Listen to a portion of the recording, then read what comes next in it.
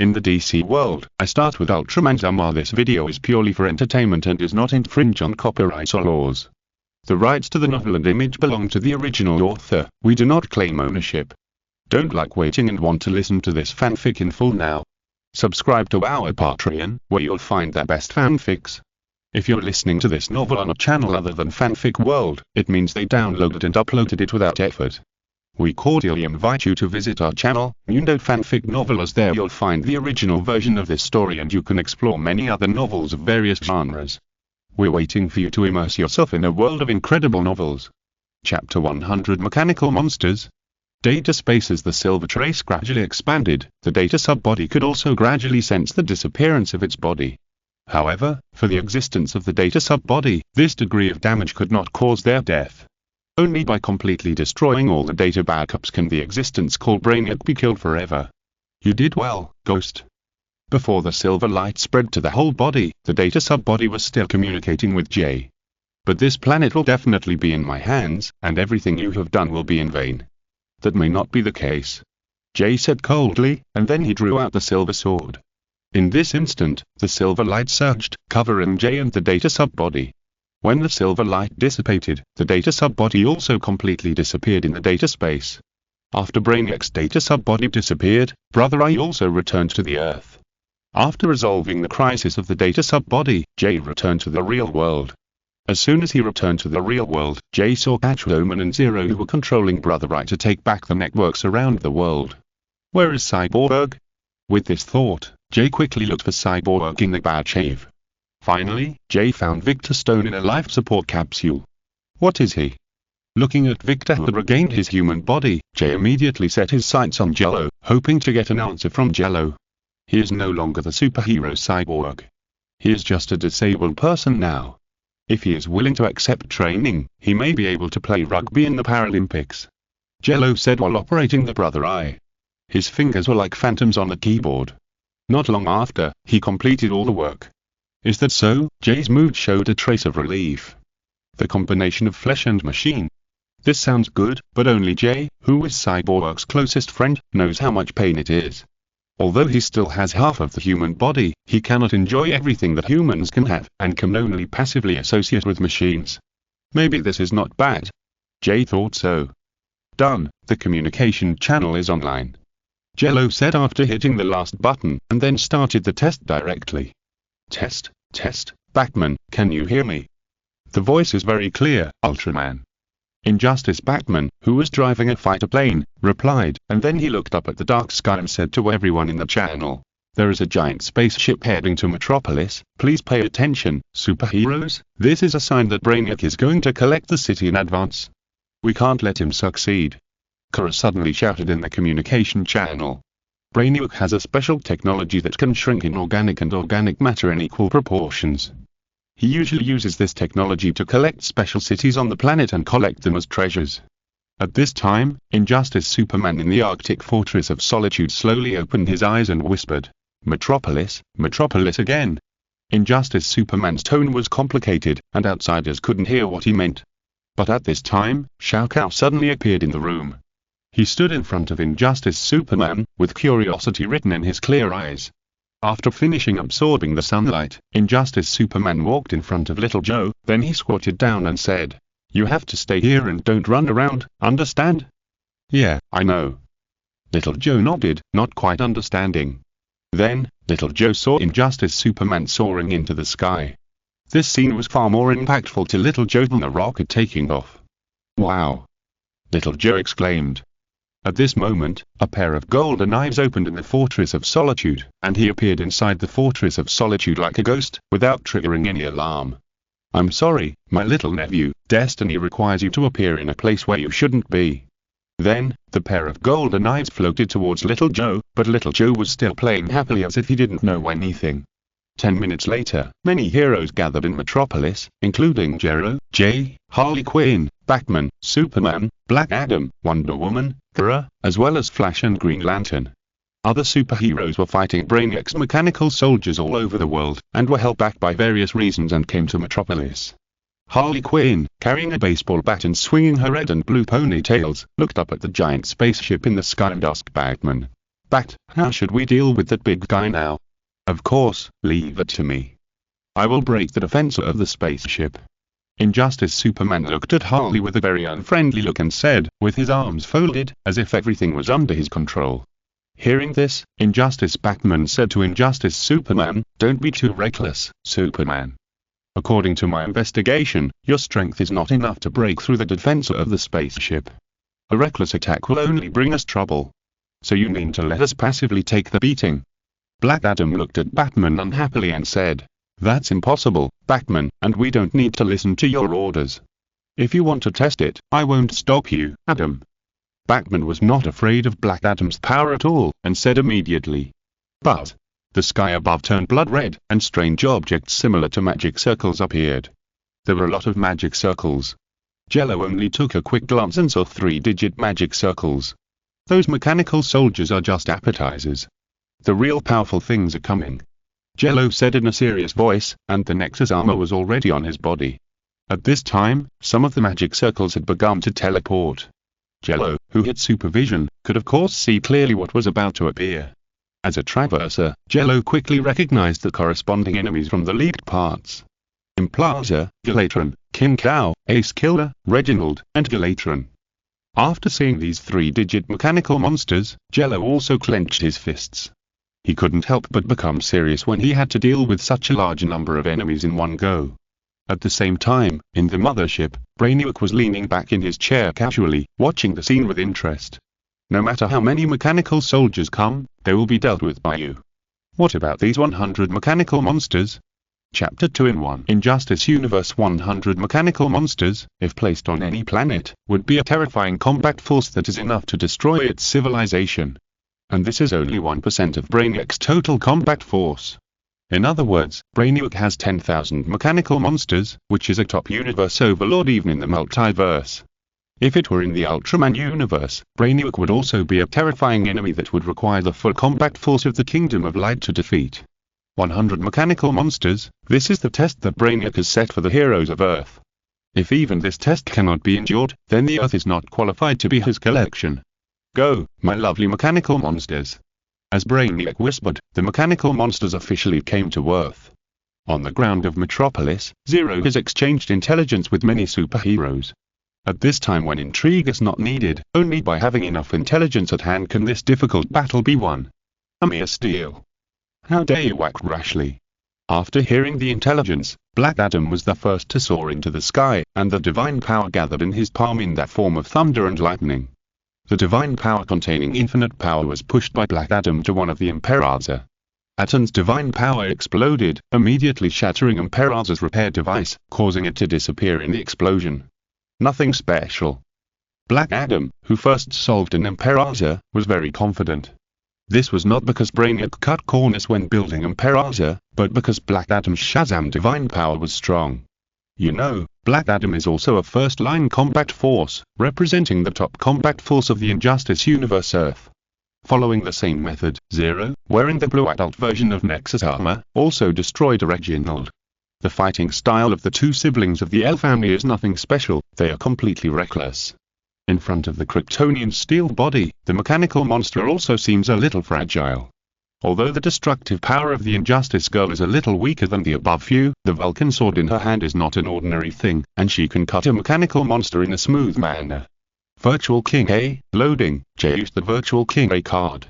Facing the mechanical monsters, he no longer held back. The golden current surged, destroying a King O bridge on the spot. But as time went on, the number of mechanical monsters continued to increase. It would definitely not work if it continued like this.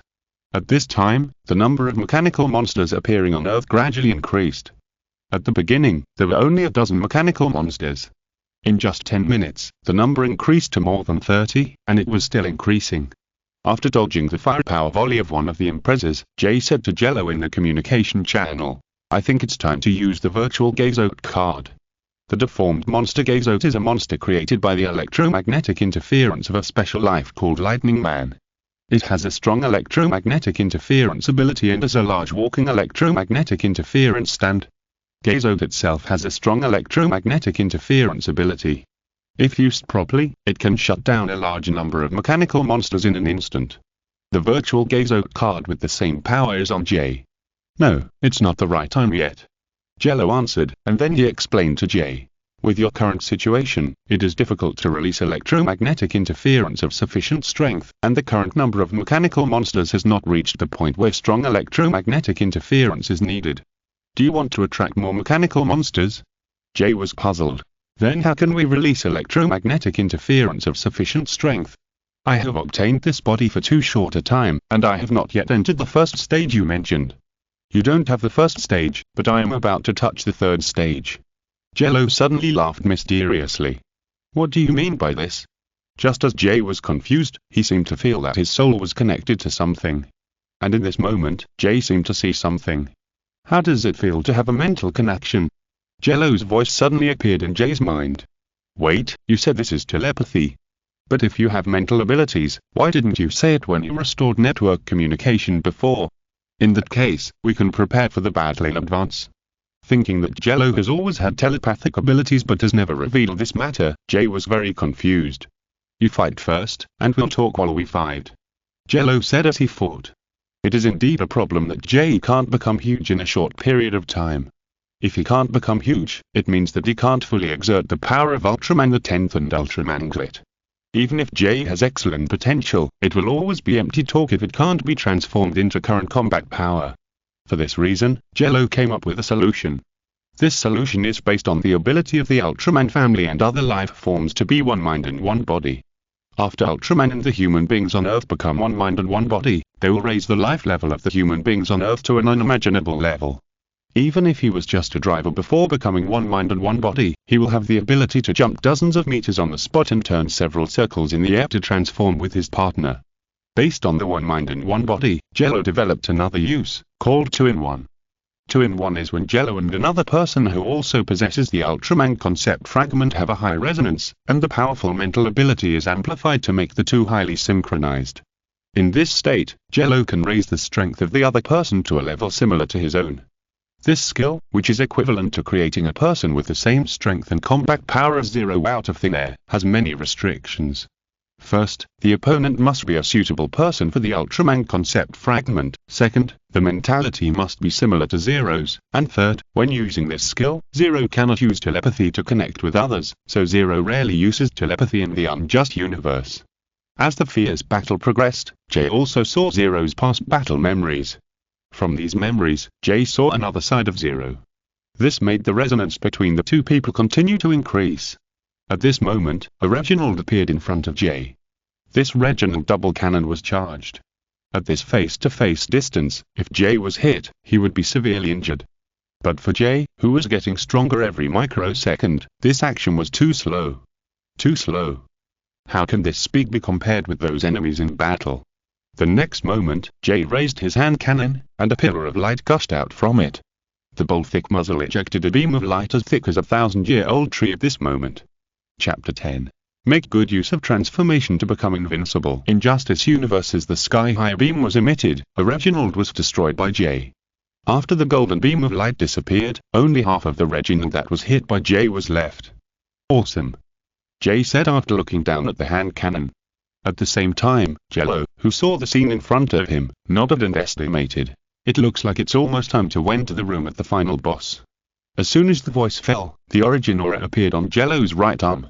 The blue light of the ocean flowed on the origin aura, and as Jello raised it high, the blue light completely enveloped Jello. The beam of light representing the ocean shot straight into the sky, and everyone on the battlefield noticed this dazzling beam of light. Even Aquaman, who was far away in Atlanta, couldn't help but look in the direction of Metropolis. What's going on? Why do I have such a strange feeling? While Aquaman was puzzled, a mechanical soldier rushed up and wanted to sneak attack Aquaman, but Aquaman stretched out his trident in a flash and killed the mechanical soldier. After dealing with this overconfident mechanical soldier, Aquaman felt a strong malice. In the eyes of Aquaman, who has telepathic abilities, it was like a volcano about to erupt. So, Aquaman turned his head and tried to see the source of the malice. Destroy all life. Then came a series of mechanical sounds in Aquaman's ears. Obviously, they were emotionless mechanical sounds, but when they were coupled with strong malice and layers of overlapping, like an endless sound, there was also a strange sense of shock. Then, countless Reginalds came into Aquaman's eyes, but these Reginalds were different from the Reginalds in Metropolis. If we use the terminology of the game, it is the difference between ordinary individuals and mutant individuals. Aquaman frowned and clenched the trident in his hand. What is this? Something that should not appear in this world. A voice appeared in Aquaman's ears like a ghost. This sudden appearance one after another made Aquaman a little upset, but when he saw the other person's face clearly, his pupils moved. Gai, how come you are here? Gai. Am I called Gai in this world? Gai from another parallel universe took off his sunglasses, and a galaxy spark appeared in the palm of his right hand. He aimed the galaxy spark at many Reginalds and said, "These guys are the lackeys of the dark power. You only need to know this. Leave the rest to me." As Gai finished speaking, Aquaman knew that the arrogant young man in front of him was definitely not Gai. At this time, many Reginalds transformed by the gorillas of the orangutan kingdom with virtual dark sparks stopped and aimed at Gai. Countless black gum barrels were aimed at Gai.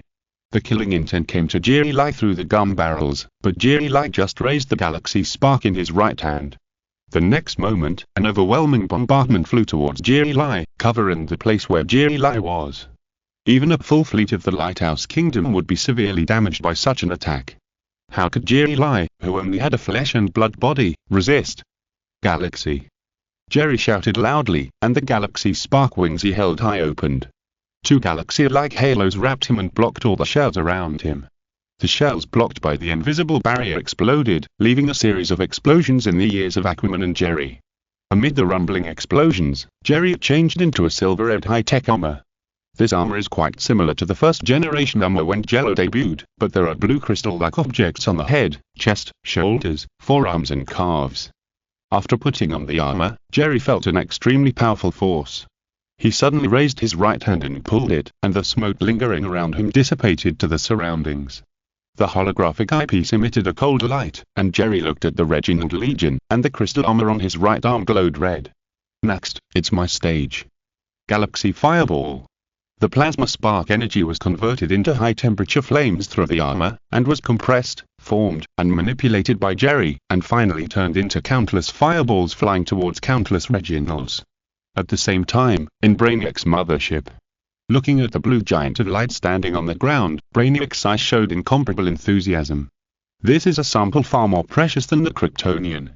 Brainiac confirmed this at the first time. He stood up from the chair and stretched out his hands to the giant of light. That's right, only this beautiful posture cannot be wasted. Yes, he can only become one of the collections of the great Brainiac. As the thought came to mind, Brainiac also began to prepare for the battle body. Deep in the spacecraft, a red crystal sphere wrapped in a golden ring was activated, and the surrounding rare metals flew towards it to prepare for its body. Within a few breaths, a thick layer of armor had appeared on the outer periphery of the red crystal sphere. At this speed, Brainiac would soon be able to shape a giant body.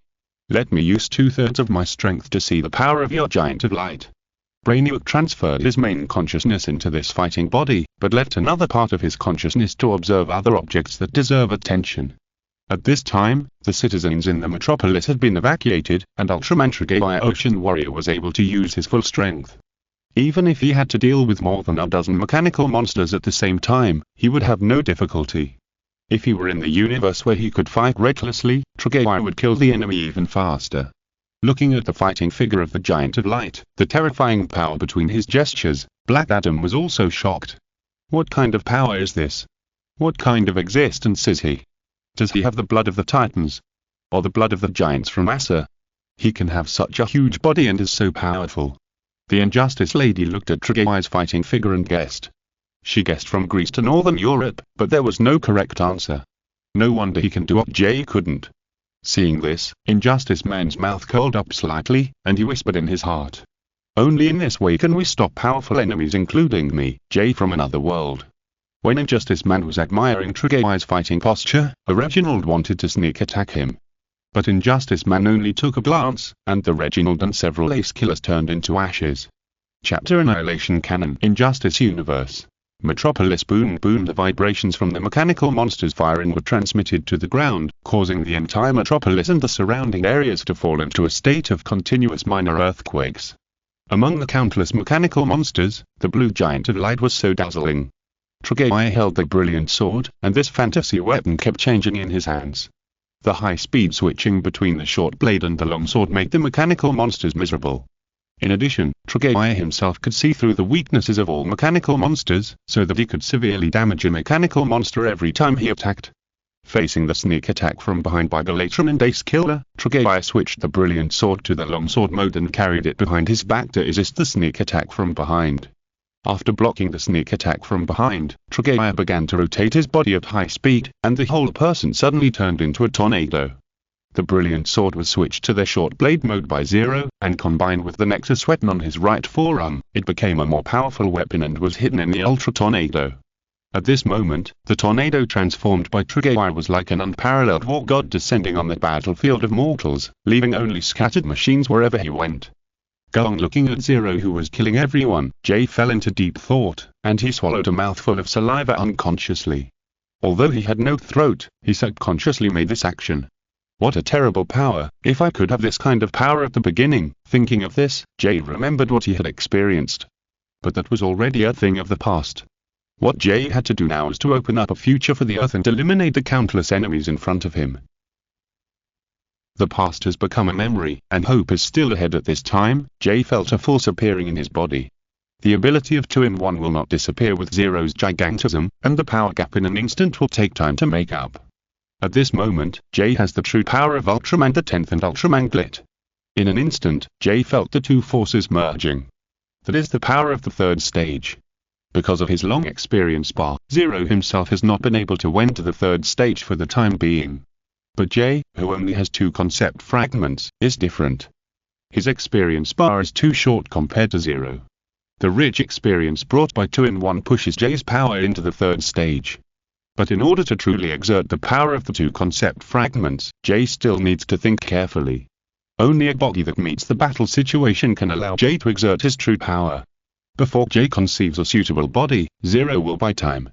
Boom! A series of explosions appeared behind Trigger, and countless mechanical monsters turned into sparks and beautiful fireworks.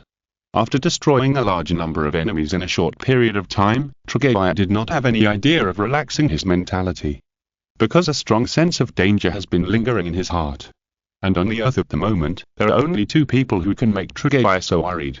One is the unjust Superman who no longer sticks to the bottom line, and the other is Brainiac. Thinking of this, Trigger suddenly raised his head, and a fireball was reflected in his eyes. This is a huge fireball with a radius of 100 meters, covered with a layer of flames due to high temperature friction. Trigger wanted to use ultravision to see clearly what was inside the fireball, but when he concentrated, he found a powerful dark force. This dark force blocked Trigger's sight, making him unable to see the real situation inside the fireball. At this time, the fireball was still thousands of meters away from the ground, and Trigger wanted to intercept it in the air. Thinking of this, Trigger opened his arms, and a steady stream of ocean energy poured into his arms, and all concentrated at the front of his forearms. After the energy was condensed, Trigger crossed his hands into a cross shape and fired a beam of light like countless blue crystals towards the fireball in the sky. Ocean light stream. The light like blue crystals rushed towards the fireball and collided with it. The collision between the ocean light stream and the fireball lasted for a long time, and neither of them gave in, until Trigger's transformation time reached 2 minutes. Ding dong, the color timer sounded a piercing alarm. Knowing that it was time to fight quickly, Trigger increased his energy output, and his crossed hand changed from a cross to an L shape with a wider range of light release. Boom. Ah!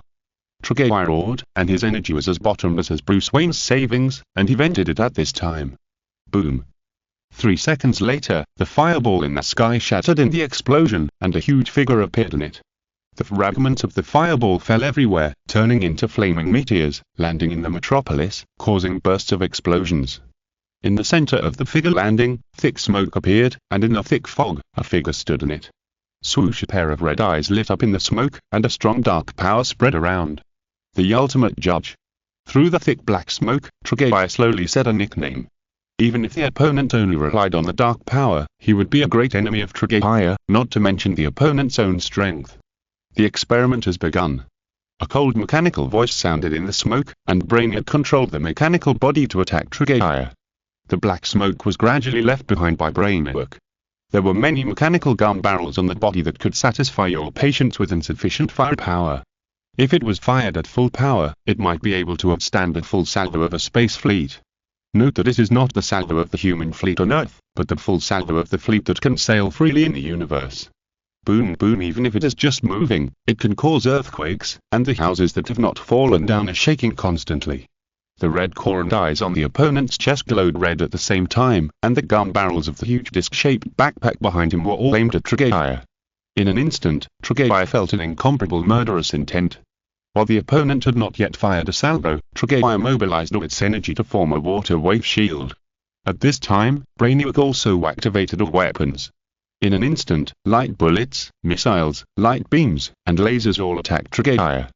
Black Adam and Injustice Girl on the ground suddenly widened their eyes. If they were asked to resist such an attack, they would not be able to hold on for long, right? But now, Trigger used the water wave shield to resist the terrifying firepower of the Beyond Space Fleet. Chapter Virtual Combined Superman, the 10th Gauntlet. In Justice Universe, when humans were still protected by the old gods, they once suffered punishment from the gods because they angered the gods in the sky. In the records of later generations, it was thunder and lightning from the sky, endless floods, and the horror of rivers turning into blood. Or it was a war between gods that could break space. In the era when humans were mostly weak, the heavenly punishment of the gods was the most terrifying synonym at the time. Black Adam, who had personally experienced that era, knew this very well. As long as the sacrifices who conveyed the will of the gods were slightly angry, the king would send an army to flank a village to appease the anger of the gods. As the illegitimate daughter of the god king Zeus, Diana Prince also had a lot to say about this. As long as the gods felt that humans had offended them, they would punish humans in various ways. But these were either means of coercion by divine power or deception by sweet words. Compared with the war that the two demigods saw today, that was the difference between heaven and earth. The sky was wailing, the earth was screaming, and the ground under his feet seemed to be shaking. At this moment, the continental plate where the lighthouse country is located has been greatly challenged. Some cities near the coast were even hit by tsunamis, and some infrastructure was knocked down. And this is just a small recoil from Brainiac firing the Barry's Annihilator cannon. The true horror of the Barry's Annihilator cannon is only known by its only target, Ultraman Trigger. As the target of the Barry's Annihilator cannon, Trigger is not in a good state at this time, and the timer on his chest is flashing wildly. With the blessing of the light of the ocean, Trigger will not feel a lack of energy. Only world restrictions and heavy damage will make his color timer glow red. Next, it's up to you. I'll take a breath and be back soon. After sending such a message to Jay, who maintained the two-in-one state, Trigger's body disappeared before the water wave shield. The blade of light that had killed all on the battlefield before turned into countless light particles and disappeared at this moment. Is that all? Brainiac in Gilbreth's body said coldly. Even the Barry's annihilation cannon couldn't withstand it. It seems that he was wrong. He thought he could get a good sample, but in the end, he only got some useless data.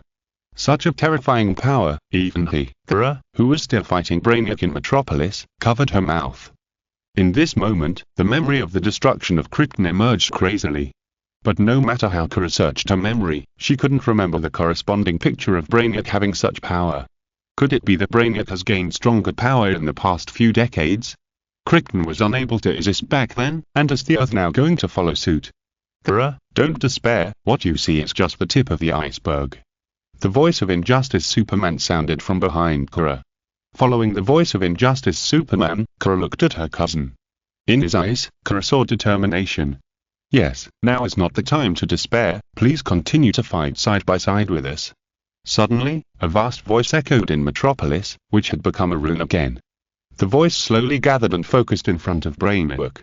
At the center of the sound, a beam of data light composed of countless data shot straight into the sky, tearing through the darkness brought by Brainiac. Virtual gaze out, loading. As the data beam shot straight into the sky, a mechanical sound sounded faintly. The next moment, an extremely powerful electromagnetic pulse swept across the entire field. Even mechanical monsters were disturbed by this electromagnetic pulse and crashed one after another. Even Brainiac's giant spaceship had a brief crash, and the barrier that even Kryptonians could not break through had a brief gap. At this time, a bat-like aircraft passed through the gap in the barrier like a phantom and successfully entered its interior. Electromagnetic pulse interference. It's a bit capable, but that's all. Brainiac whispered. With the power of darkness, he was not afraid of electromagnetic pulse interference. Unless this electromagnetic pulse interference was 10 times stronger, it would not cause his body to crash. Let me see your true face. But after losing an excellent specimen, Brainiac wanted another sample to make up for it. So Brainiac turned on the scanning system of Gilbreth's body to the maximum, hoping to see the existence inside the data light clearly. But no matter how much Brainiac turned up the power of the scanning system, he could only get a series of question marks. It was as if the existence in the data light was the unknown itself. As a top materialist, how could Brainiac believe this? Yacha! A war cry came from the data light, and the next moment, a figure attacked Brainiac with a flying kick. The speed of this flying kick was extremely fast, as if his body had no mass and could fly in the air with zero mass. In the blink of an eye, the flying kick landed on Brainiac's body, and the power contained in it sparked layers of sparks on his steel body. Then, the figure used Brainiac as a springboard, flipped several times in the air, and landed on the ground. It was not until then that his posture was clearly seen by the world. This is a body made of red, silver and black. Unlike the mysterious Trigger, this figure has many technological streamlines on its body, and there are earphone-like objects on both sides of its head. And he also has a different style of armor on his body. Who are you? Brainiac asked casually. I want to defeat the people who defeat you together with their partners. Entering the third stage in the 2-in-1 state, and perfectly merging the conceptual fragments of Gullet and X. Its name is Virtual Combined Superman the 10th Gullet. It combines the strengths of X and Gullet at the same time, based on the power of Ultraman the 10th, and transforms Gullet's power into armor on top of it. You and your partners can defeat me. You're wrong, you will only be defeated by me. Brainiac said confidently, and he gathered his strength again. After the previous round of volleys, the temperature of some live ammunition barrels increased and could not be fired for the time being, so Brainiac chose to fire the beam cannon. Have you forgotten me? Suddenly, another voice appeared. Above the ruined land, a red giant of light appeared. The giant broke through the ruins and rushed into the sky with the momentum to dispel all darkness. The red giant stood beside X-Gult and faced Brainiac, the world-destroying demon god. Zhangxuanjie, Injustice Universe Metropolis Brainiac, who possessed the body of Gilbreth, which was 75 meters tall and weighed 90,000 tons, looked at the two figures in front of him. You're recovering very quickly. I thought you would take a few more breaths. Jay, who had transformed into X-Gult, glanced at the red giant of light beside him. The red giant of light was naturally the Ultraman Trigger, the Earth power god form that Zero transformed into. In this form, Trigger possessed an extremely full and terrifying power, and could easily break a mountain with one punch. He raised his right hand and pressed it on his left shoulder, then moved his left shoulder slightly. Feeling the powerful force, Trigger turned his head slightly and said to X-Gult, "Didn't I say I'd be back soon? I'm a man of my words." Trigger kept his word and said he would be back soon. After moving his body, he clenched his fists, and all his strength was condensed by him, ready to turn into a sharp spear and stab the enemy at any time. In his memory, the ultimate judge Gilbreth was not in existence with strange abilities. Unlike Gritza, who has tricky abilities, Gilbreth is a pure physical output enemy. Whether it is the Briss Annihilation Cannon that can knock down the ocean hero head-on, or other side abilities, Gilbreth seems very physical. At least compared to Gritza. Gilbreth has two abilities that really make Trigger worry. One is the endless terrifying ability to explode troops. If the opponent insists on releasing the army of mechanical monsters, the Earth's combat power will be exhausted first. Machinery is endless, but the Earth's high-end combat power is not. The second is the planetary digitization. Gilbreth in the Ultra Universe can drive the pseudo-planet Xia and erode other planets and the creatures living on them in a digitized form. This way of destroying planets is very efficient. It will not be like the krypton that exploded decades ago, and a lot of kryptonite was produced during the explosion. The planets inhabited by digitized life had disappeared on various levels. It can be said that there are very few planets in the universe that can escape this terrifying ability. But Brainiac, who has mastered the power of Gilbreth, is a little different. Trigger speculated that the opponent was very likely to possess the power of Dark Devil Dark Eligil. If the opponent possessed the power of Dark Eligil, it would be possible to make up for Gilbreth's lack of special abilities and become a more terrifying Dark Judge. Change color? That's all. I hope you can hold on a little longer this time. Although the energy of the Earth God and the Ocean Warrior was slightly different, Brainiac still relied on the similarities between the two to judge that the two belonged to the same individual, but the power was slightly changed. Just now, that was just a warm-up. Trigger shook his right forearm, then he stretched out his right hand and pointed at Brainiac, saying, "Next, we will set off a black hole storm."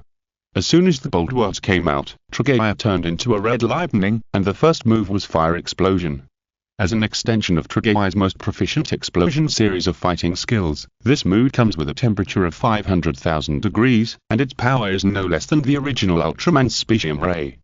This is the benefit of having the light of the Earth. You don't have to worry about the energy kid at all. You just need to hit the enemy with a heavy punch. A trifle. Brainiac snorted coldly, and then fired the beam cannon on his body. The irradiating emerald electromagnetic beams attacked Trigger.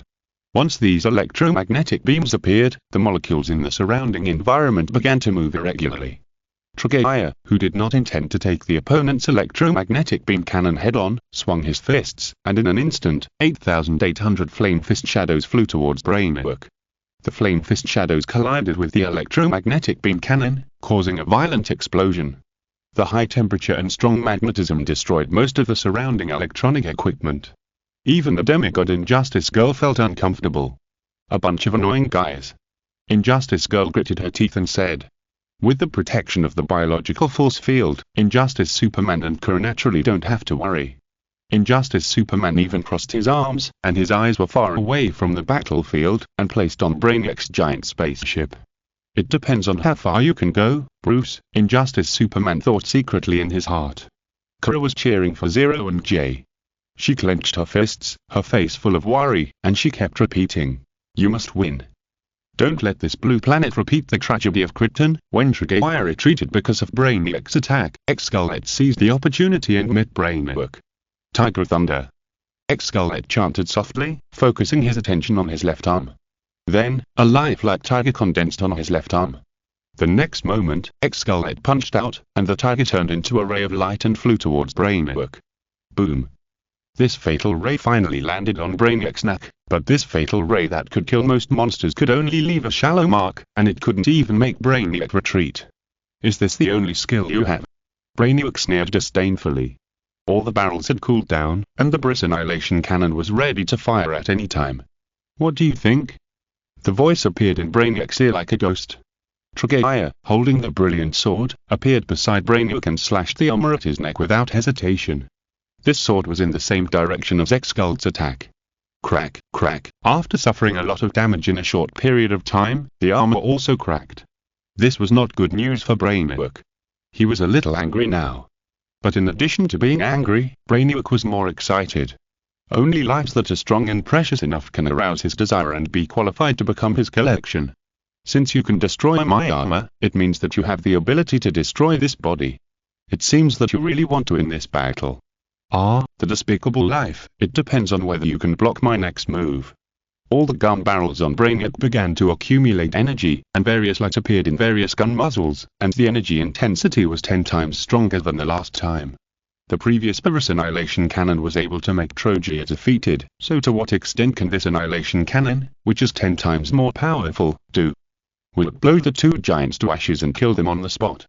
Chapter 5 Injustice Universe. In the metropolis that is about to be turned into ruins again, two giants are fighting Brainiac. Facing the terrifying beam cannon that can kill the Ultra Warriors, the two warriors do not have any fear in their hearts. They looked at each other and read a sentence from each other's eyes. "You first, or me first?" Thinking in the blink of an eye, X-Skullhead, who just had a giant fighting body, decided to give this opportunity to Trigger. Seeing this, Trigger opened and clenched his right hand, and the brilliant sword appeared in his hand, and switched from a short blade to a long sword. Trigger, who is enough to be called the god of Earth, swung the brilliant sword, and the blade was surrounded by a white airflow. "Outdated cold weapons, you want to defeat me with this thing?" Brainiac thought disdainfully. At this time, he had also finished charging. The Briss Annihilation Cannon attacked the two warriors. The solid shells made a rumbling sound, trying to shatter the earth. The electromagnetic beams intertwined into a picture, as if to cover the sky. The murderous intent surged towards Trigger and X-Skullhead. Seeing this, Trigger tightened the brilliant sword in his hand, then turned it slightly, and the brilliant sword in his hand quickly slashed through the air. These slashes looked chaotic, as if a child holding a branch was gesturing at the air at random. But these random slashes left a series of sword marks in the space. These sword marks quickly expanded after they appeared, and linked with each other, eventually forming a space crack several times the size of Triggeia. Next is my turn. Xgullet, who was next to Triggeia, slightly turned aside, and a virtual card appeared in front of him. The next moment, he swung his right fist and smashed it. Virtual beam on steam, loading. After a cold mechanical sound, a unique hexagonal shield appeared in front of the space crack. The next moment, a suction force similar to that of a small black hole suddenly broke out, attracting most of the firepower of the Burrow's annihilation cannon. The virtual beam monster shield absorbed a portion of the energy rays, and the rest that could not be absorbed entered the space crack. The other side of the space crack was a barren star field without any life, a barren sector known as the 666 sector in the Green Lantern Corps. The power of the Barry's annihilation cannon was terrifying, but there is a saying that goes, no matter how powerful a weapon is, it is meaningless if it doesn't hit. Triggeia whispered. The power of the Barry's annihilation cannon was as long as its pre-swing. Taking advantage of this opportunity, Triggeia appeared on the right side of Brainiac's body and slashed down with the brilliant sword in his hand. Swoosh! This series of reactions increased the lethality. The brilliant sword fell and slashed on Brainiac's armor, rubbing out a large number of high-temperature sparks. Under the sharp blade was the internal structure of the mechanical body. As the blade penetrated deeper, part of the internal machinery was destroyed. "Your little brat." Brainiac turned his head slightly and scolded with a hint of anger. At this time, the voice of Xgullet sounded on his left. "Didn't anyone tell you that you can't look around during a battle?" Virtual Jeton, loading. Virtual Jeton's card has 3 uses, including teleportation, shield, and the most important fireball. Boom. A fireball much larger than Xgullet exploded at this very close distance. The explosion produced a violent shock wave, and Xgullet quickly retreated with this shock wave. Triggeia took this opportunity to slash again, and then he jumped back and left Brainiac's attack range. Because he didn't know the specific structure of the opponent, Triggeia's first sword was just a test, and the seemingly random second sword really hurt the transmission structure of the opponent's mechanical body. Sizzle electric sparks appeared on Brainiac's body. He wanted to move his body, but found it difficult to move, and it was obviously not as smooth as before. Earth's warriors are okay. Although his body was damaged, Brainiac seemed to be in control. His scarlet eyes stared at Triggeia and Xgullet and said, "In that case, you should wait for my reply. Before that, let them be your opponents." As soon as the voice fell, a magic circle appeared in the sky. Triggeia and Xgullet saw this and instantly had the same idea: this guy wants to call for help. But after waiting for a few breaths, Triggeia and Xgullet did not see the shadow of any mechanical monster. What's going on? Just as the two were puzzled, a voice suddenly came over. "I'm sorry, the Zulu army we're waiting for has been dealt with by me." With an extremely arrogant voice, a figure wearing crystal armor was teleported to the battlefield with the help of a magic circle. As soon as he arrived on the battlefield, the mysterious warrior released an extremely terrifying high-temperature flame. "Galaxy Fireball!" The mysterious warrior even shouted directly, and then, overwhelming fireballs attacked Brainiac. At this time, Triggeia also saw the true appearance of the other party.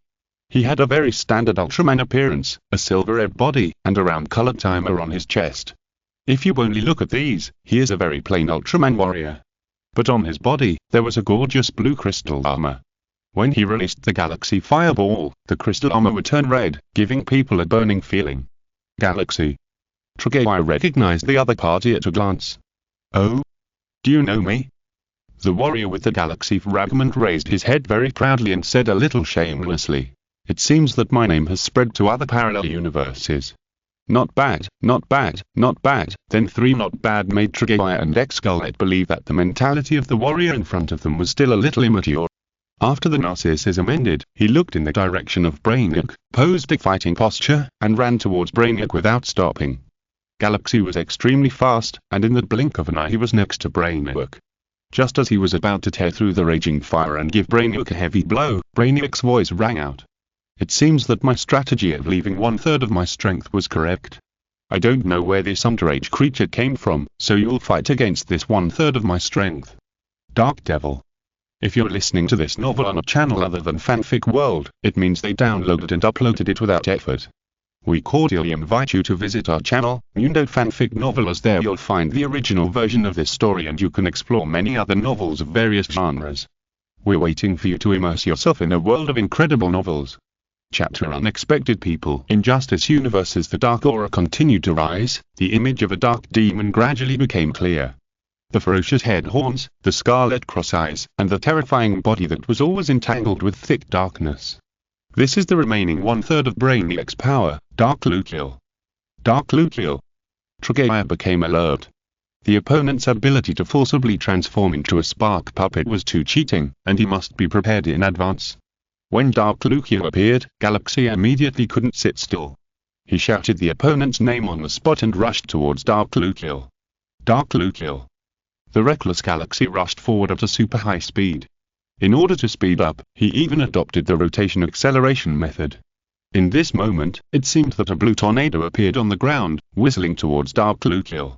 Faced with such a fierce attack, the dark demon did not have any emotional fluctuations. The main body hit supercomputing power, so he could naturally see the enemy's weaknesses. When Galaxy came in front of the dark demon raised his right foot at an absolute speed and kicked hard at the weak point of the blue tornado, completely disintegrating its offensive.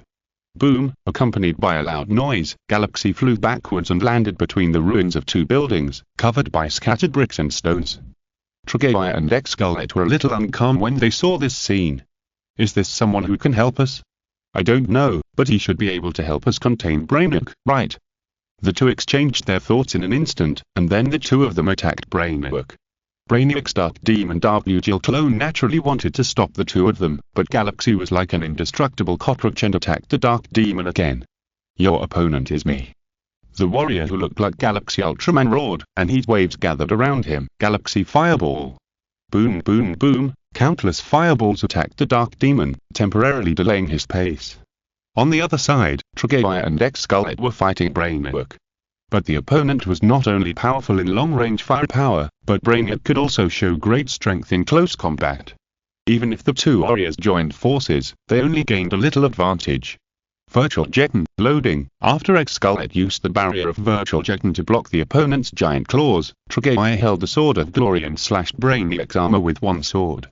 Facing the siege of the two warriors, Brainiac still responded calmly. He knew that Trigger was stronger than X-Scarlet, so he aimed at X-Scarlet. Even if Trigger caused him more damage, what would it matter? This is just a mechanical body that can be replaced at any time, but the poor lives in front of him who want to stop him are different. Is this guy determined to kill GAI? Trigger thought so, and then he slashed the long sword in his hand with more force. At this time, Metropolis has become a battlefield of 5 giants. The earth is shaking because of their battle. In a ruin, Zlu is holding Xiao Kao. Xiao Kao's eyes are blank, as if he has no idea what is happening around him, and there is a golden power surrounding his eyes. Looking at this scene, Zlu laughed. Destiny is entering the crossroads where it should go, and what role do I play in it? Is it a guide? Or a destroyer? Zlu asked himself and answered himself, saying a bunch of incomprehensible words. But at this moment, what does Zlu want to do when he appears on the battlefield with Xiao Kao? Zlu raised his empty left hand and pointed it to the sky. Golden electric sparks fluctuated between his palms, as if to tear the sky apart. In the next moment, a circle of giant golden portals appeared in the sky, which were so large that they could even wrap more than a dozen giant creatures. It was difficult for Zlu to master such power with a human body. Sweat dripped from Zlu's forehead, but he was still expanding the portal. Let's change the stage for the performance. The portal that appeared in the sky was very eye-catching. Trigger, X-Scarlet and Galaxy naturally noticed the appearance of the portal and guessed who was behind it. Brainiac didn't know about Zlu's existence. In his eyes, the portal in the sky was just an unknown wormhole.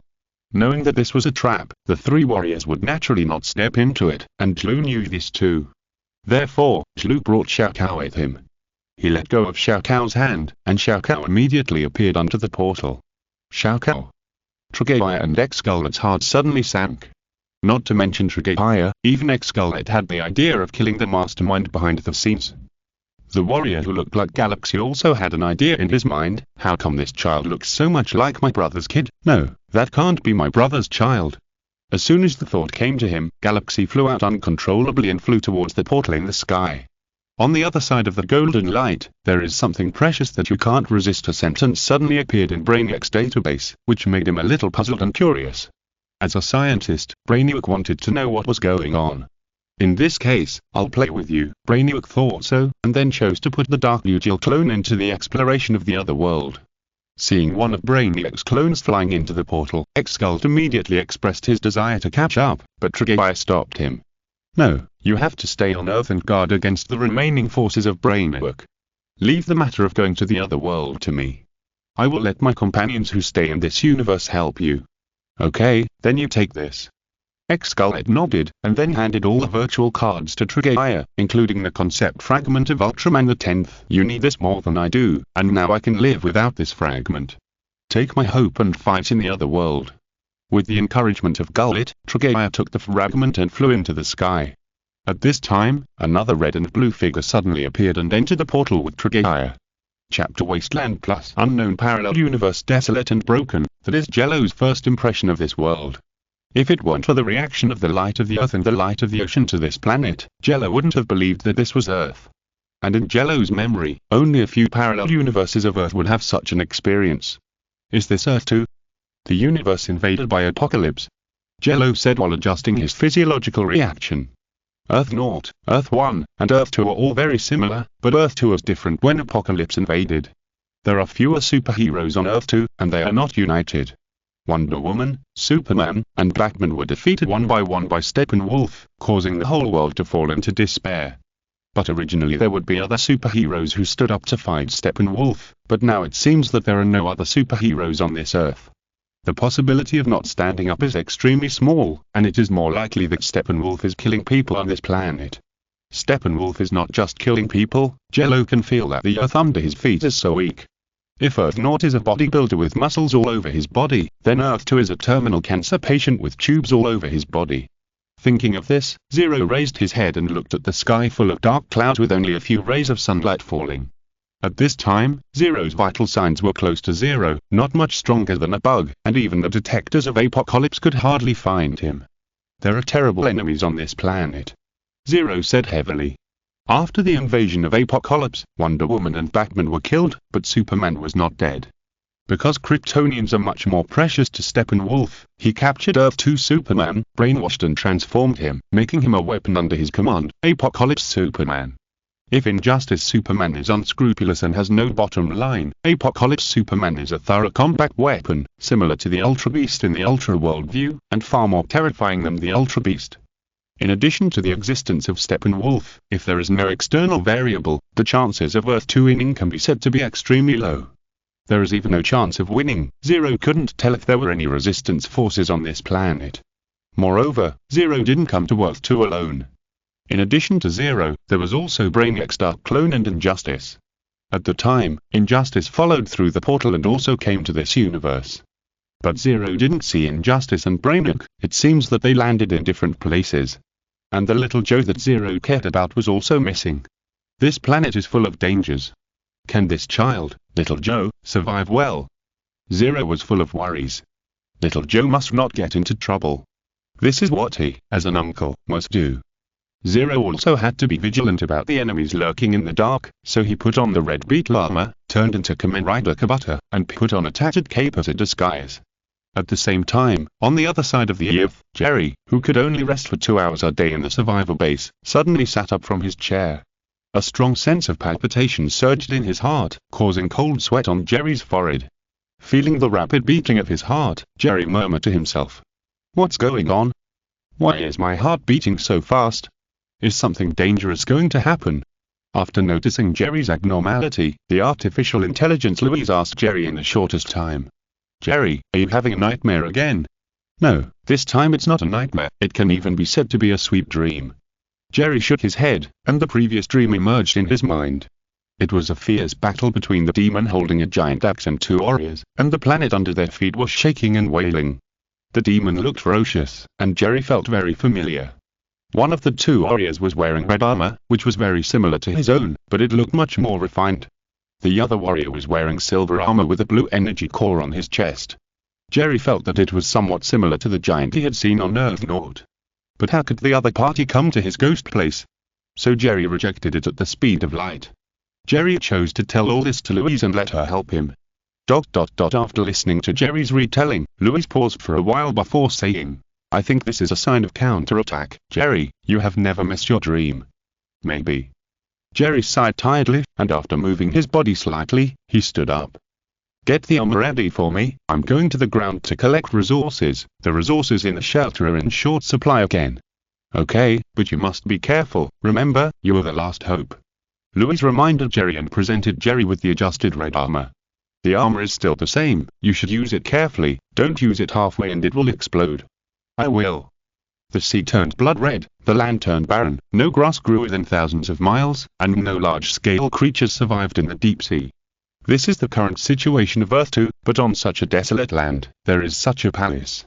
Compared with the barren land, this palace can be said to be luxurious. And the owner of this palace is the new god Steppenwolf who conquered this planet. On the throne of the palace, he wore a horned helmet, a ferocious black and red armor, a demon head as decoration on his abdomen, and a battle axe at his hand. He was the ruler of Earth 2. As a member of the new gods, Steppenwolf was not like the old gods, who had to rely on faith to maintain their divine power. He himself was an immortal existence. As the Prince of Apocalypse, Steppenwolf's status in Apocalypse was second to none. Even Caliban, the son of Darkseid, could not challenge Steppenwolf's authority. Just as Steppenwolf was quietly enjoying his absolute control over Earth 2, he felt something strange. This shabby planet should have been in his pocket. Why did he feel this way? Even if the little red guy jumped for 100 years, he would not be able to pose a threat to himself. In order to consolidate his absolute control, Steppenwolf mobilized his divine power to search for the existence that could threaten him. A moment later, he found the source of the uneasiness, a child who looked only 11 or 12 years old. Jonathan, on the desolate land of Earth 2, Shao Kao, who didn't know what had happened, was rubbing his eyes. After rubbing his eyes, Shao Kao found that he had no clothes on. The clothes that were carefully selected by the Kent couple of the Injustice universe had turned into strips of cloth. "What's going on?" Shao Kao exclaimed loudly. As soon as Shao Kao opened his mouth, he found a bigger problem. His voice had changed. Originally, Shao Kao spoke in a baby voice, but now it became a little deeper. The sudden change in his voice made Shao Kao a little overwhelmed. He hurriedly touched his body. The familiar body became unfamiliar, and the body became taller, which was completely different from his original body. The growth of his body also brought Shao Kao strength growth, but he was still unaware of it. And because of the sudden surge in strength, Shao Kao was unable to completely control the strength, and part of the strength escaped and was discovered by the Steppenwolf. But Shao Kao didn't notice all this, and when he didn't know what was happening, 50 apocalypse demons patrolling in the sky discovered him first. Injustice, Superman, Brainiac, and Zero, they can all completely control their powers so that they will not be discovered by Apocalypse and Steppenwolf. But Shao Kao, who is actually only a few months old, is different. No matter how precocious he is essentially a toddler, and his values have not yet been fully formed. When Shao Kao saw dozens of monsters flying towards him with their fangs and claws bared, his first reaction was not to fight, but to scream. "Monsters! Uncle Zero, come and save me!" Shao Kao screamed in shock. But Shao Kao did not realize that his scream was so loud that even Apocalypse was trembling. The Apocalypse in the sky stopped when they heard the piercing scream. Although they no longer have hearing organs in the biological sense, the high decibel noise can still make them stop. This sharp noise even spread throughout the earth, sending the coordinates of Shao Kao's existence to the entire earth. After screaming, Shao Kao began to run. He ran faster and faster. At the beginning, his speed could match that of a cheetah. After enough acceleration, even a supercar could not keep up with Shao Kao's pace. Thus, a 10-year-old child appeared on this barren land, crying and preparing to break the speed of sound. This scene was naturally discovered by Jerry. He looked at Shao Kao running all the way and couldn't help but ask questions. Can there be such a powerful superhuman child on Earth now? Young Kryptonians are probably only at this level. Wearing a red battle armor, Jerry hid in the dark and observed Shao Kao. Seeing Shao Kao running faster and faster, the sound barrier was about to be torn apart by him. If a Kryptonian grew up normally, he would definitely not be afraid of the damage caused by breaking the sound barrier, but Shao Kao used his super speed in a state of panic, and he used it when he didn't care about his physical condition. Shao Kao also didn't master the core of Kryptonian superpowers field. If he was allowed to speed up, Shao Kao would be injured first. At this time, Jello arrived. He first controlled Xiao Kao with telekinesis, and then appeared beside Xiao Kao and comforted him.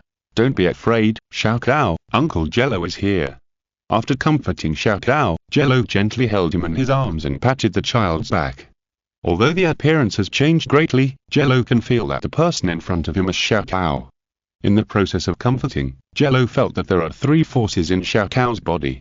The first one Jello felt was the Kryptonian power, which is also the most powerful power.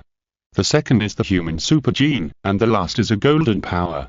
Although this golden power is very small, it is extremely domineering and even wants to provoke the Kryptonian gene. Feeling the characteristics of the golden power, a sentence automatically appeared in Jello's mind. "I'm an Absolutian." The magic sound like brainwashing echoed in Jello's ears. After confirming that this golden power is the absolute particle, Jello wanted to remove the absolute particle. But this group of absolute particles seemed to have taken root in Xiao Kao's genetic information chain, and Jello could not remove it at will. In just a moment, the absolute particle began to challenge the most vulnerable human super gene, wanting to gain a more important position. In this process, Xiao Kao will inevitably suffer great pain. Jello gritted his teeth and said viciously. But it is more important to help Xiao Kao at the moment. Xiao Kao may have been exposed to the time flow during the journey, and grew up to 10 years old. Although the body has grown, the mind does not match it. In other words, Xiao Kao has no ability to control the current power at all, and can only be assisted by Jello. The absolute particle is still extending its fangs to the super element gene. In order to balance the absolute particle, Jello had to send a part of the power to Xiao Kao. The red light spots fell on Xiao Kao. These light spots are Jello's ultra power. In order to balance the absolute particle, Jello chose to integrate the ultra power into Xiao Kao's super element gene, thus achieving a triple balance. With the balance of ultra power, the absolute particle is not so arrogant, and Xiao Kao is also much more comfortable. Absolute particles, ultra power, time turbulence exposure. Jello can't tell whether this is a good thing for Xiao Kao. And there is a more important thing waiting for Jello at the moment. "Give me the child, otherwise, die." The unquestionable command sounded in his ears. Jello looked closely and saw a demon wearing a horn helmet, black and red demon armor, and holding a giant axe looking at him.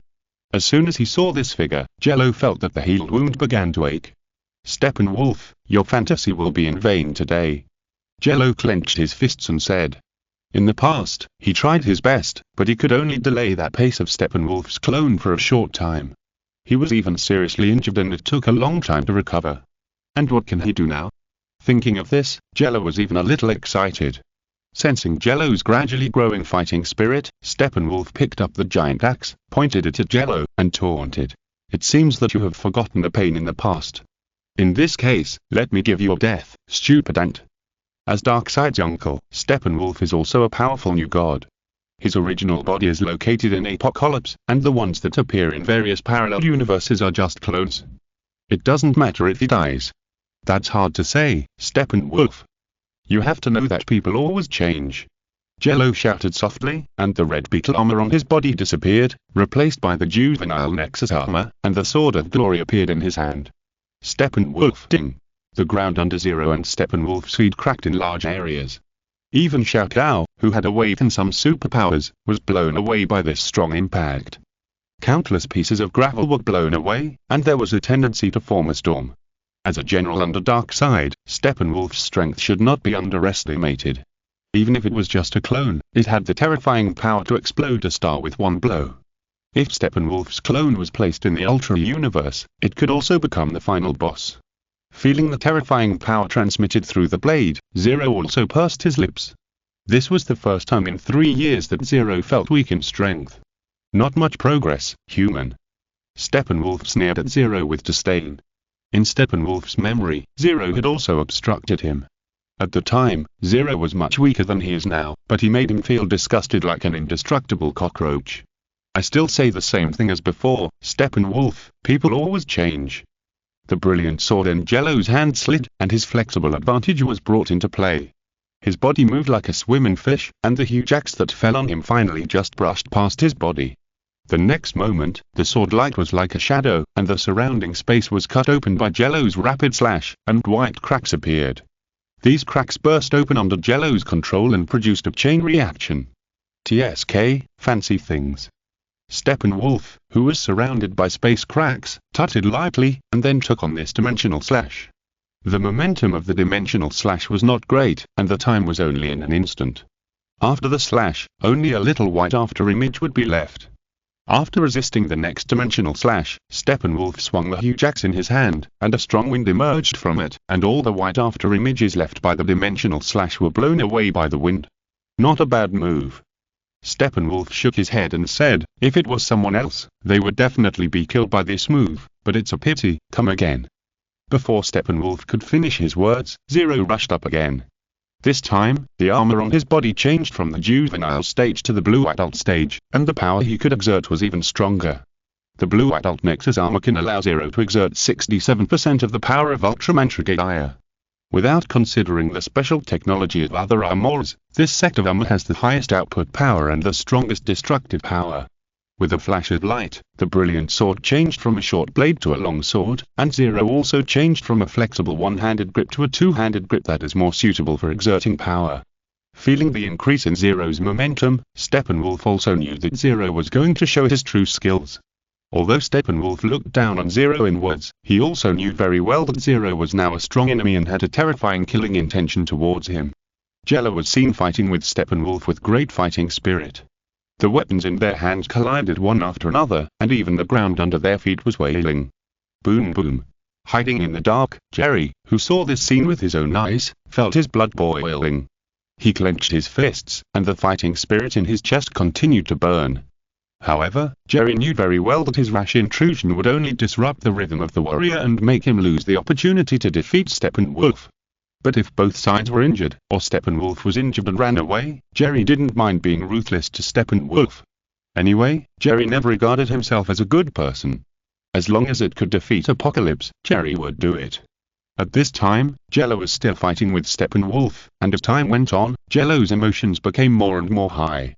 The excitement of avenging the previous shame, the excitement of defeating a powerful enemy, the enthusiasm of eradicating the cancer for this planet, a variety of emotions intertwined together, making Jello's strength continue to grow, and even the development progress that has been stuck in the second stage for a long time has begun to gradually increase. Annoying flies. Steppenwolf roared, and the giant axe in his hand fell hard, but was blocked by Jello with the brilliant sword. The heavy force fell on the brilliant sword, but Jello did not take a step back. Light appeared on him, and unknowingly, the armor of the Nexus armor turned silver. This silver is very similar to the juvenile Nexus armor, but it is more dazzling than the juvenile Nexus armor. At least that's what Steppenwolf thought. The heart that hadn't beat quickly for a long time suddenly twitched, and Steppenwolf suddenly had a bad feeling. At this time, Jello had already come with a sword, and the shining brilliant sword seemed to be about to chop off Steppenwolf's head in the next moment. Do you think this can kill me? Steppenwolf roared. As a member of the new Protoss, and a prince and general of Apocalypse, he also had his own pride. The divine power erupted in an extremely exquisite way, making his strength explosively grow. Boom. It was not the violent explosion that would occur when the sword and axe collided, but a deafening explosion. The next second, a hole was torn in the gloomy sky, and the long-lost sunshine sprinkled on the earth, bringing hope to this land again. A beam of light rose from the ground and broke through the atmosphere. As the core of this collision, a terrifying gully of 500 kilometers appeared under the feet of Jello and Steppenwolf, and its width was also tens of kilometers.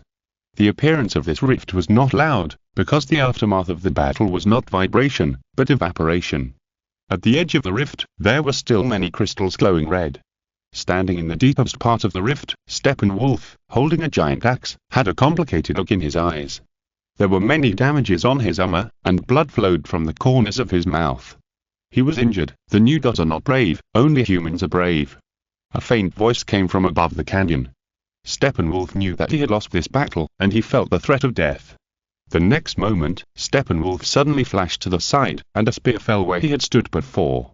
Looking at the cross spear, Steppenwolf's face was extremely gloomy. Looking back at the top of the canyon, Jello was taking Shao Kahn away. It was good to have Kryptonian blood. He had such a strong defense at a young age. Even if he was involved in the battle between the two powerful men, he had not been seriously injured. Jello used telekinesis to hold Shao Kahn, which was also to help him feel the flow of air during flight in advance. When Jello was looking for a temporary foothold, he suddenly felt a hot breath. Human brain intelligence. Earth 2. After noticing the arrival of someone, Jello stopped under a boulder with the still confused Xiao Kao. "Come out, friend." "Oh, another me," Jello said with a hint of meaning. Jerry in the shadows took a step forward, and the red armor on his body also made a slight metal collision sound. Looking at the armor, that was roughly made and had obvious splicing marks, and was considered a large-scale update by taking two things from the trash can of ultralight and forcing it on, and thinking about the fact that the other party had to rely on such a rough armor to deal with the minions of Apocalypse, Jello couldn't help but feel respect in his heart. "You are very powerful, my counterpart." Jerry took off his helmet, revealing the huge scar that spanned his entire face like a centipede. He was seen holding the helmet in his right hand, and the scar on his face twisted with the muscle movement when he spoke, looking a little scary. "You need my help, right?" Jello smiled slightly. Earth 2 was already in a state of ruin with a lack of talent and vitality. Even if he, an outsider, was asked for help, it was reasonable. So, Jello directly told the other party what he thought. Slightly surprised by Jello's directness, Jello nodded slightly and said, "I need strength and hope, so I want you to help me."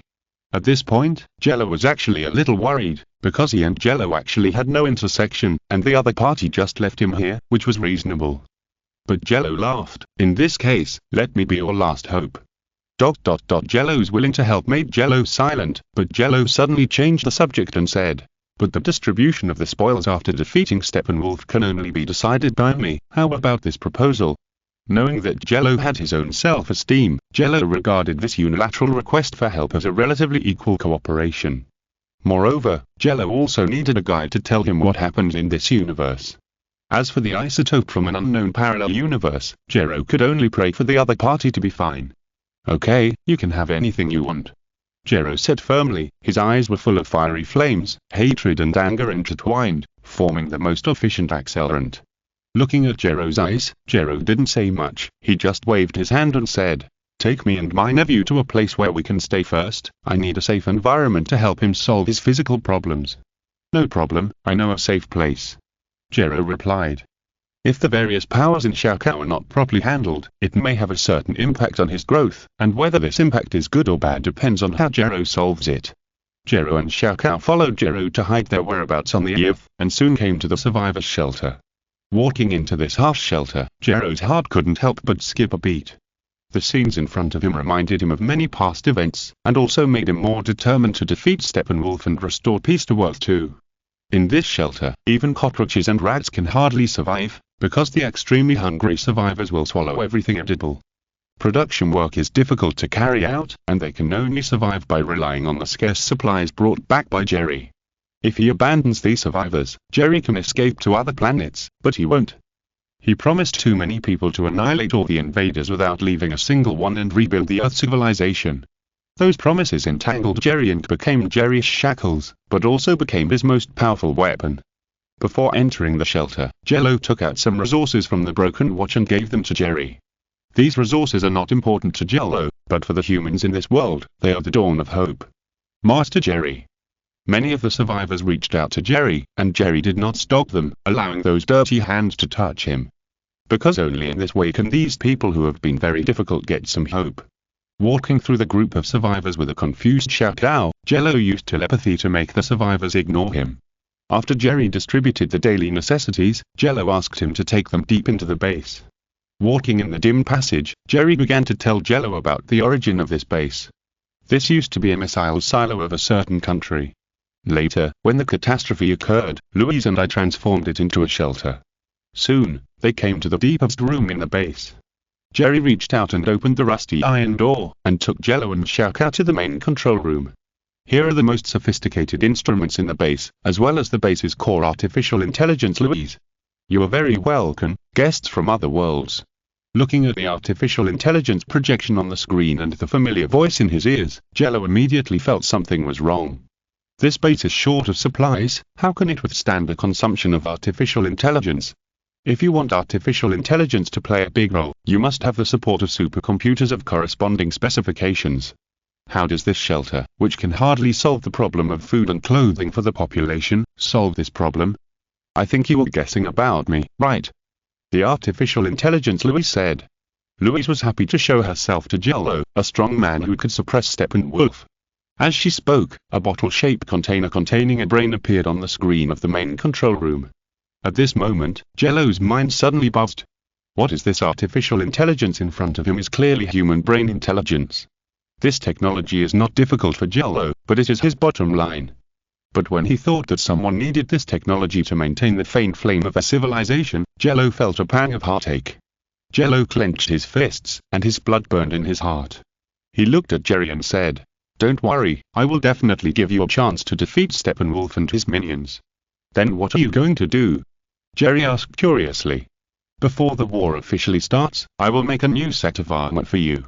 Your current armor is not suitable for combat at all, and it doesn't match the strength you have. Besides, you need to heal your wounds. Too many hidden injuries have accumulated in your body, which is not a good thing. Especially in battle." Jerry took over Jello's words. "Zhang Shenhong, Earth 2, so, the most important thing for you to do now is to have a good rest for a while. I can lend you a medical cabin. However, in order to make the most suitable armor for you, I will use the medical cabin to collect your physical data in the process." In the main control room at the survivor base, Jello made suggestions to Jerry. Years of fighting and not being able to get timely treatment have already left Jerry's body riddled with holes. In the long run, Jerry will sooner or later be unable to fight due to potential injuries, and even worse situations will happen. The work rest has been too long for Jerry. When Jello suggested that he take a rest, he even had a moment of realization. Seeing this, Jello patted Jerry on the shoulder and smiled. "Just think of it as a rest now, for a better fight in the future. During this time of preparation for you and me, there will be someone who will continue to fight." "Is there anyone else who can fight?" Jerry asked, puzzled. "Is there any other superpowers on this planet?" "He is a young man who is a bit immature. Compared with us, his fighting style is too immature. This is a good opportunity to train him." While talking, Jello thought of the Galaxy Isotope whose fighting method was immature and seemed to only use the Galaxy Fireball. From the actions of the Galaxy Isotope, Jello saw that the opponent was probably a flower in a greenhouse. This kind of unfavorable situation was very rare. In this case, let him play a few more games and experience the pleasure of carrying against the wind. "Is that so?" Jerry's mouth twitched slightly, and he immediately felt the horror of the isotope in front of him. Jello asked while taking the medical cabin from the broken watch. "You hurry up and enter the medical cabin. Before that, can you give me some cells? I have a crazy idea and need to ask for your opinion in advance." "Cell tissue? As long as it can make me stronger, I will give you as much as you want," Jerry said without hesitation, and even took out a knife from his pocket on the spot and was about to cut his skin. After handing his cells to Jello, Jerry didn't say much nonsense and walked directly into the medical cabin to recover from his injuries while soaking in the nutrient solution. When the nutrient solution soaked Jerry's whole body, a feeling that had not appeared for a long time appeared on Jerry's body: relaxation. Jerry showed that he enjoyed this long-lost feeling very much. As for whether Jello would hurt himself, Jerry was not worried about this. He knew very well that Jello's power that could overwhelm the Steppenwolf was enough to destroy the survivor base and him with one blow. If Jello wanted to do this, he would have done it long ago, and he didn't do it, which was worthy of Jerry's trust. At the same time, on the desolate Earth, a figure was fighting fiercely with hundreds of millions of apocalypse demons. Jerry, wearing a galaxy armor, waved a scorching fireball to repel the apocalypse demon, and said, "What is going on with this planet?" The scorching fireball burned several apocalypse demons into charcoal, and they fell to the ground with a wail. But the apocalypse demons seemed endless. If you kill one, countless apocalypse demons will surge up again. I don't know how long Jerry can hold on. When Jerry was fighting with countless apocalypse demons, there were still several pairs of eyes watching the battle. "I hope you can survive." A meaningful voice sounded outside the battle. Survivor base. While Jerry was being treated, Jello was making a new set of armor for Jerry. After putting the cells that Jerry had given him into a petri dish, Jello began to use the instruments in the small broken watch to make armor. With Jello's current technology, the frame of an armor was quickly made.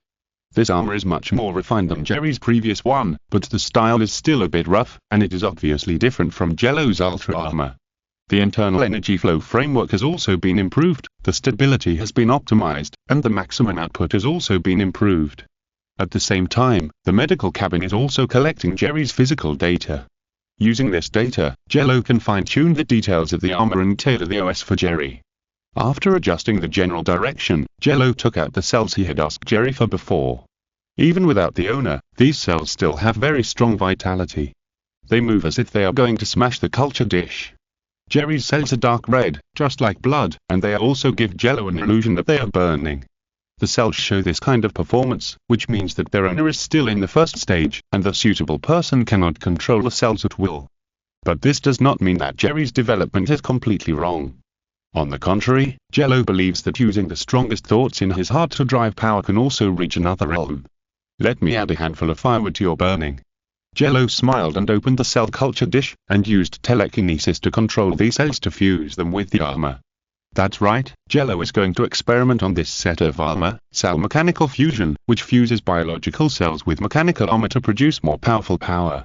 There are many examples of carbon-based life and mechanical fusion, and Cyborg is a typical example. When he was on Earth Naught, Jello also experimented with his own cells, but his cells were not suitable for this technology, so he had to give up. Until Jello met Jen, a fellow who was not at a high development stage but whose cells were extremely active. And on this set of red armor, which Jello briefly named RM-01, a wonderful change was taking place. RM-01 was an armor made by Jello to match the cell machinery technology. A lot of space was reserved inside the armor itself for cell fusion. The armor hit Jez's breath, so these cells were also quickly merging with the armor, causing some biological changes to the armor that originally glowed with metallic light. Flesh-like tissues appeared at many armor joints. It would take some time for the total number of cells to increase. Before RM-01 was completed, Jello needed to solve Xiao Kao's problem. Xiao Kao was still in a state of confusion because his strength increased too much in a short time. Touching Xiao Kao's head, Jello smiled and asked, "Joe, Uncle asks you something, can I?" "Okay." Xiao Kao said naively. "Then you better listen carefully." Jello still had a smile on his face. "Tell me the truth, do you like Uncle's high-tech armor?" "Yes." Xiao Kao likes robots the most. Xiao Kao, who couldn't tell the difference between robots and Ultraman armor, said loudly. Hearing this, Jello's smile became even more intense, as if something in his heart was satisfied. "How about Uncle giving you a set of high-tech armor?" Chapter today I'm above Ashwa, Earth 2 Superintendent, Kryptonian genetic factor, absolute particle, ultra force. Any of the above four powers can create a warrior who can sweep across the universe. When these four powers are combined because of fate, what kind of power will they exert? But before Xiao Kao can exert the advantages of these four powers, Zero needs to help him solve the problem of energy control. Although Xiao Kao now has a 10-year-old body, his energy control technology is like a blank sheet of paper. If he uses his superpowers a little, he is likely to hurt himself. In order to prevent Xiao Kao from hurting himself in the future, Zero decided to give Xiao Kao a set of armor. This set of armor is the No.8 armor of the UA series, specifically numbered UA-08, codenamed Meebis, commonly known as Meebis. Compared with the Tiger armor that adapts to the battlefield in all directions, the Dyna armor with extreme burst, the Gay armor and Agiru armor with semi-infinite energy, the auxiliary but powerful Gauss armor, the Max armor selected by the Speed Force, and the Nexus armor that is most suitable for Zero today. The Meebis armor seemed a bit weak, as if it was not the UA series armor, but more like the US series armor. The whole set of armor can be said to be mediocre. The only thing that can be said is the composite weapon Meebis Aura, which is a special weapon that can help the wearer control energy, as well as the armor evolution module and energy absorption system that are still in the experimental stage. If it were in the past, Zero could also use it as a set of continuous combat armor. For Zero now, this set of Meebis armor seems a bit tasteless. But as long as it is properly adjusted, the Meebis armor can become Xiao Kao's limiter, helping him to control power during this period. When Xiao Kao no longer needs the Meebis armor, he will also become a qualified warrior. Perhaps, something will develop that day that will surprise Zero. When thoughts flow, time passes very quickly. 5 hours passed while Zero was modifying the Meebis armor. 5 hours later, the medical cabin where Jerry was also issued a prompt sound. After the green light flashed several times, the medical cabin opened the hatch. After breathing the slightly polluted air in the shelter again, Jerry could feel that his body was much lighter. His skin also became more tender, as if he had turned back into a 16-year-old boy, which made Jerry a little unhappy, because in this case, the skin's ability to resist blows would decrease. In addition, Jerry's various internal organ indicators and life indicators became stronger. Those injuries that did not kill Jerry all became nutrients for Jerry's growth. Scanning the whole scene at a speed that was almost 1/3 faster than before, Jerry found Jello, who was putting something on Xiao Kao. So, Jerry, who was a little curious, walked up and asked, "What's on his arm?" "A power controller, your armor is next to it," Jello answered frankly. Of course, he could sense Jerry's awakening. After settling Xiao Kao, Jello turned around and pointed Jerry in a direction. Following the direction Jello pointed, Jerry saw an ice cube. The ice block was about a person's height, and it seemed to contain something. Even from a long distance, Jerry could feel the freezing air of the ice block. Looking at the eyes in the ice block, Jerry seemed to feel something calling him. "That's your exclusive armor," Jello said calmly. "I reserved cell interfaces and channels in the armor so that your cells can survive inside the armor and continue to grow until they completely fill the armor, making it a set of semi-mechanical, semi-living armor." With this opportunity, Jello collected important data on the semi-mechanical, semi-living armor. After returning to Earth Naught, even without Jerry's cells, he could independently create a semi-mechanical, semi-living armor. Jerry walked to the ice block, put his tender palm on the ice block again, and asked Jello, "I'm afraid he is very aggressive.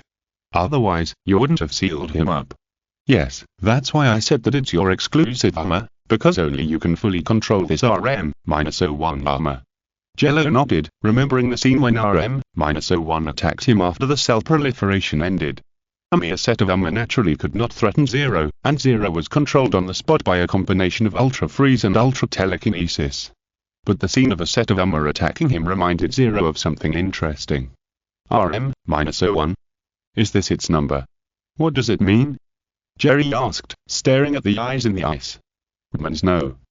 1 armor. Zero replied immediately after seeing that Jerry held the concept fragment. Too long. Jerry shook his head, then looked at RM-01 in the ice, and actually made an opinion about a set of armor. "Since you are so sure of me, I will naturally not call you by a cold number. Although my naming ability is very poor, I still want to give you a name, Red Devil. How about this name?" The armor in the ice coffin seemed to be called, and actually began to try to break free from the ice made by Zero. And Jerry outside the ice also felt this strong call, and he raised his fist directly and punched the ice one by one. Each of his punches could smash a lot of ice, and before he knew it, his fists were already wrapped in red energy. Boom. As his last punch landed, a lot of ice debris fell, and the suit of armor finally appeared in front of J. This was a set of half-metal, half-life armor that was completely red, with only part of the armor being embellished in white. The armored helmet had a ferocious look, with sharp antennas on both sides, bulging shoulder armor on both shoulders, and folding swords on both sides of the arms. The energy core was hidden, leaving only the golden core at the belt as a camouflage. When the red demon was released, it turned into a demon with fangs and claws, and the optical eyepiece burst out with orange-yellow light-like flames, and the finger armor turned into sharp claws. Red fight. The red demon made a low and strange cry. Looking at such a fierce red demon, which happily ran towards the red demon armor. Only such armor could give him the power to defeat Steppenwolf and liberate Earth 2. The concept of life and death. This was something he had long abandoned. As Jerry leaped into the demon's arms, he shouted, "Today I'm above Ashwara." If you're listening to this novel on a channel other than Fanfic World, it means they downloaded and uploaded it without effort. We cordially invite you to visit our channel, Mundo Fanfic Novel, as there you'll find the original version of this story and you can explore many other novels of various genres. We're waiting for you to immerse yourself in a world of incredible novels. Chapter gives hope. Earth to Ashura. This word was seen by J a long time ago. Out of curiosity, he went to understand the meaning of this word. The retribution is like heaven but not heaven, that is Ashura. In those ancient books with difficult words, Ashura is often described as a group that fights against the gods.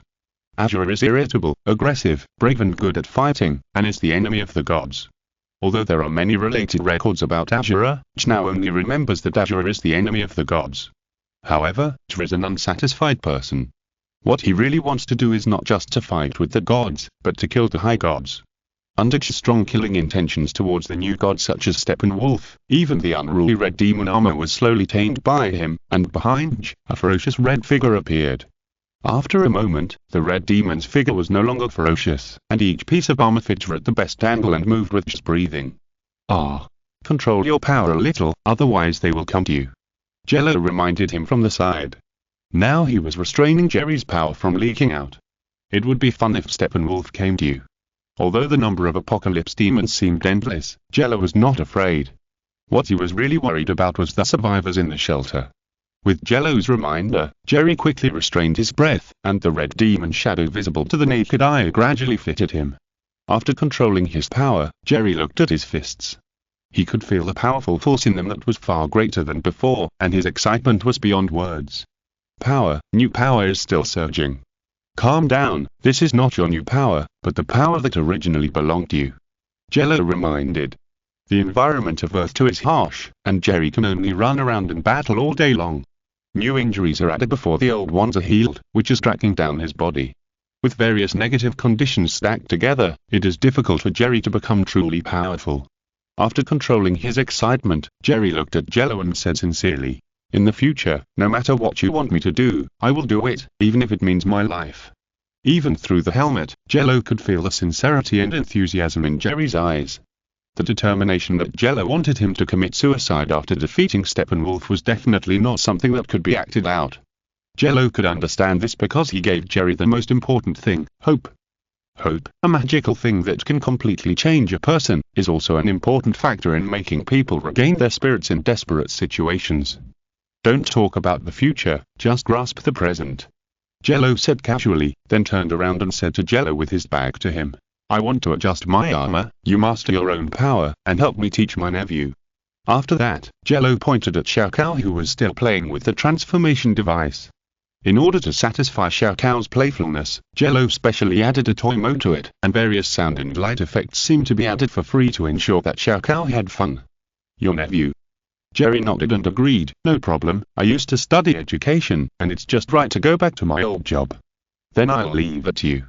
Jello smiled and said, "By the way, this set of armor on you is equivalent to your organs. As long as you want, this set of armor can be put into your body." The design of the red demon is unique, and it can even be put into Jerry's body and appear when he needs it. Jerry, who was still in the exploratory stage, took a few deep breaths and mastered the trick, putting the armor made of cells and metal into his body. After Jerry put the armor into his body, Jerry went to help Jello take care of the children, so that Jello had enough time to modify the armor. In the battle with Steppenwolf, Jello found that his strength had changed again. When Jello was highly emotional, the armor of the blue adult form of Nexus armor turned silver, which greatly increased his strength. But the power was so strong that even Nexus armor could not withstand it, because the energy exceeded the upper limit of Nexus armor. After all, the Nexus armor was designed by Zero 3 years ago, and it was still somewhat inadequate when facing a strong enemy like Steppenwolf. According to Zero's guess, when the silver energy completely fills the Nexus armor, it will also be the day when the Nexus armor is temporarily withdrawn from the battle queue. The gigantic transformation that can only fight for 3 minutes is the final means, not the last moment, and it must not be used easily. Before using all his strength, Zero needs another set of ultra armor that suits him. It seems that the Zero that has not been fully completed will be activated. Zero said, touching his chin. Zero armor, a set of armor named after Zero himself, and the same name as a young ultra warrior who is famous for his rebelliousness. For this reason, Zero gave this set of armor a special number NUA, -000. The number consisting of 3 zeros and the NUA number that only belongs to this set of armor shows Zero's partiality to this set of Zero armor. But now, the Zero armor has not been completely completed, and Zero only has time to install a dual energy core module on it. Based on the energy core, the synchronous linkage technology is used to generate cubic times of energy output, thereby increasing the output power of the armor. This technology can bring extremely terrifying output power to the Zero armor. Its external manifestation is that the Zero armor has both an energy core placed in the center of the chest and a forward energy core like the 7 armor. In order to control the terrifying energy generated by the dual energy cores, there are also heavy armor on both sides of the chest energy core to control the energy. Only the dual energy core technology can support Zero's long-term vision for this set of armor. Now, we can only adjust the Zero armor in advance. Zero took out a pair of glasses from the small broken watch and controlled it with telekinesis to make it suspended in the air. At the same time, in the palace of Steppenwolf, who was injured by Zero, has recovered. There is a flash of fire in his eyes, as if he is planning something. Being injured by a mortal is a huge shame among the new gods. Not to mention the enemies of the new Genesis star, even Desat will mock himself. Steppenwolf was unwilling to accept it, and his hatred for Jello grew stronger. At this moment, a voice came from behind Steppenwolf's throne. Do you want revenge? Chapter Transaction. In the Palace of Earth 2, after hearing the voice coming from behind that throne, a voice suddenly appeared in Steppenwolf's mind. Who on earth could appear behind me? Before Steppenwolf could think about it, the figure circled in front of him. The other person was surrounded by black mist, as if buried deep in the darkness. Steppenwolf was already accustomed to this kind of trick, and he was no longer surprised by this kind of young man who was deliberately making a fuss. Steppenwolf waved his hand and said, "Tell me your origins, otherwise, die." The simple words seemed to contain infinite murderous intent. When the last word die fell, the momentum from the Prince of Apocalypse star burst out. But the figure hidden in the black fog was not afraid at all. He even crossed his arms and said frivolously, "I think you don't need to be so irritable. You're a respectable new god. The relationship between us can be more relaxed." Relax? Humph. Steppenwolf suddenly snorted coldly and said disdainfully, "I will only give you 60 breaths of time. My name is Brainiac. You may know me in this universe, or you may not." Brainiac took off the darkness on his body, put his right hand on his chest, and deliberately lowered his posture and said, "And I came here this time to make a deal with you." "Deal?" Steppenwolf said with a glance. "Not long ago, a child of the hybrid of an Earthling and a Kryptonian broke into your territory, and I want him. For this, I can bring you what you want." Brainiac said humbly. For Brainiac, as long as he can achieve his goal, he will be considered successful. And in this process, he will not mind using any means, because this is his code of conduct. A hybrid of an Earthling and a Kryptonian? When Brainiac mentioned this, Steppenwolf thought about it for a while without changing his expression. Kryptonians are very good biological weapons, and Steppenwolf has a deep understanding of this. But even in Steppenwolf's hands, there is only the Apocalypse Demon Superman, or the demon-like Superman, who was transformed from the Superman of Earth 2. Relying solely on this single sample, Steppenwolf cannot research a method to transform it into a large-scale biological weapon. Steppenwolf is not a scientific research-oriented new god. Conspiracies and leading armies are his strengths. But research is not, and that is Desat's domain on Apocalypse. But for his invisible goal, Steppenwolf can only hold on to a sample of demon-like Superman without daring to make a big fuss. This has led to the slow progress of Steppenwolf's Kryptonian human-demon army plan. But now it's different. A sample of a hybrid of Earthlings and Kryptonians has appeared. If this sample can be obtained, it means that Steppenwolf can speed up the progress. When thousands of Kryptonian demons appear over Apocalypse, even the unrivaled Dark Lord of the Multiverse will be afraid of this, right? Steppenwolf felt emotional just thinking about it. Thinking of this, Steppenwolf's eyes changed when he looked at Brainiac. There is only one sample. If the other party wants it, what should he want? Are they going to split the child in half? This is absolutely impossible. Thinking about it, Steppenwolf's eyes became unfriendly. If things are really as the other party said, then Brainiac's best destination is to die here. This guy is too threatening and knows too much. After feeling Steppenwolf's hostility, Brainiac waved his hand and gestured. "You misunderstood what I meant. What I really want is the Guardian who protects the precious sample. The Guardian of the Hybrid." Steppenwolf raised his head slightly and said, "From your tone, he seems more precious." "Yes, he is a species I have never seen before. He has an unimaginable brilliance and is a special existence with all the properties of life," Brainiac explained. With Steppenwolf's greed, he would also care about the Zero mentioned by Brainiac. But the Zero mentioned by Brainiac seems to be an overly noble existence, and it may be related to the guy from the new creation. In order not to alert the enemy, Steppenwolf naturally does not want to attract attention from many parties. After weighing the pros and cons, Steppenwolf also made his own choice. "You want the life of light, and I want the hybrid. It's all very fair. The deal is done." "You're a wise god," Brainiac praised. When Brainiac and Steppenwolf were conspiring, an existence that could hear the call for help from the other side of the galaxy took it all in. Wearing a red and blue battlesuit with a diamond-shaped S badge on his chest, Injustice Superman was suspended in the air. When the last word fell into Injustice Superman's ears, his face had become extremely gloomy. Although Shao Kahn was not his biological son, it was enough for Injustice Superman to devote enough affection. Take Shao Kahn away and raise him as his own son. Injustice Superman has never thought of such a thing. Injustice Superman could even say that he was unworthy at being Little Joe's father. As long as he knew that Little Joe could grow up, Injustice Superman would be satisfied. Steppenwolf, Brainiac, Injustice. Superman whispered these two names, as if they were already on his must-kill list. While thinking about how to make Steppenwolf and Brainiac suffer, Injustice Superman set his sights on another battlefield. In the encirclement formed by the army of Apocalypse demons, Jerry was fighting bravely. But no matter how strong Jerry was, he was a little powerless when facing the Apocalypse demons numbering in the billions. The armor on his body had become tattered, and without the protection of armor, his body was also damaged. An Apocalypse demon pounced on Jerry. The sharp mouth full of fangs was very disgusting, enough to make people have intensive phobia. Jerry's right hand turned slightly red, and the temperature of the armor increased. The next moment, he punched through the Apocalypse demon. Then Jerry swung his right arm, and the Apocalypse demon was thrown out, knocking down several Apocalypse demons in the process. If it was at the beginning, Jerry would still use various skills to kill the enemy, but as the battle time prolonged, he gradually began to learn to use the least consumption in the battle to deal the greatest damage. Come on! Jerry suddenly roared, with a fiery killing intent surging out, and the damaged armor on his body made a harsh sound. The next moment, Jerry killed many Apocalypse demons again. Looking at this scene on the ground, Injustice Superman's mouth curled up slightly. It's a great improvement. You were much more courageous than at the beginning, but you can't defeat so many enemies with courage. After saying that, Injustice Superman swooped down. Zing, lazy and unjust person. Earth 2 red and blue intertwined into a flash of lightning. He crashed into the barrier formed by the Apocalypse demons, just like an armor-piercing bullet crashing into Jill, tearing it apart completely. Without any movement, just a collision, Injustice Superman created a gap on the barrier formed by countless Apocalypse demons. The gap was huge, and it was more than enough for an aircraft carrier to pass through, not to mention Jerry. Who is it?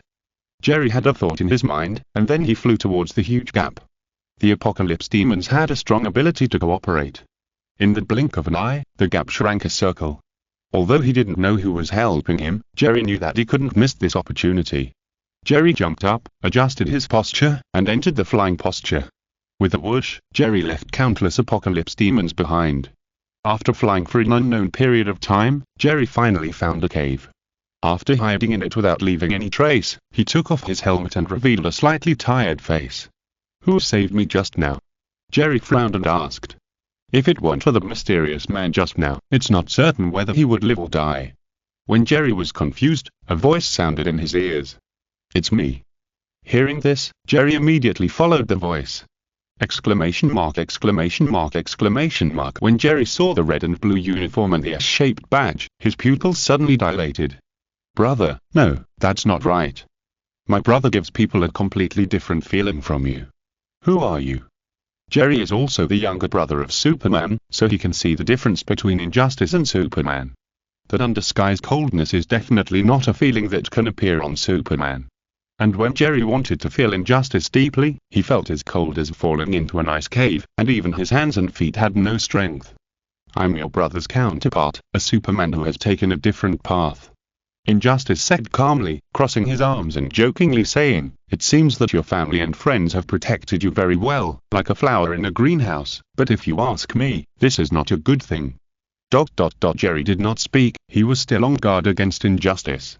Although Injustice was probably the one who saved him, Jerry was not sure of his position. Don't worry so much. Injustice waved his hand and said, if I want to kill you, I don't even need a second. When Injustice uttered the last word, Jerry even subconsciously wanted to clench his right fist, but he found that Injustice had already pinched his right wrist before he clenched his fist. Injustice pinched Jerry's right wrist with absolute strength, and said with a smile, don't do too many unnecessary things, young man. After that, Injustice let go of his hand. Quickly pulling his hand back, Jerry took a half step back. He looked at Injustice and asked, what do you want to do? Nothing, I just want to see other worlds. Injustice put his hands behind his waist and said, you should help me, right? What kind of request is this? Is this something I can help with? Jerry thought puzzledly. Before Jerry could answer the question, Injustice said to himself, it's okay if you don't help. I have exposed this hiding place to the whole world 2 seconds ago. I am curious, who found you first, a friend or an enemy? What are you talking about?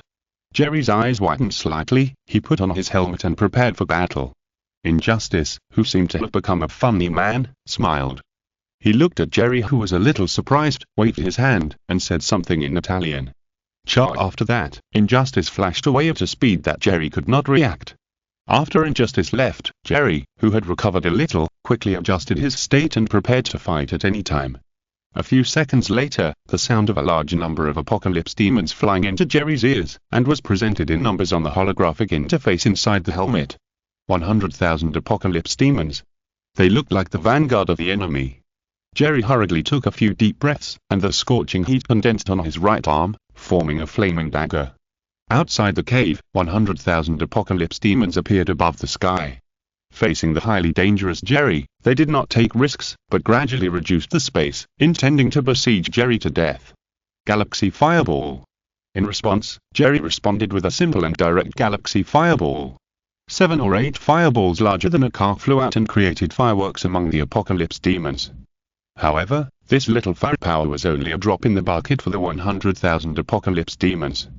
After abandoning their dead companions, the remaining Apocalypse demons roared at Jerry. But at this moment, 2 voices sounded behind Jerry. Why is there only one move, Galaxy Fireball?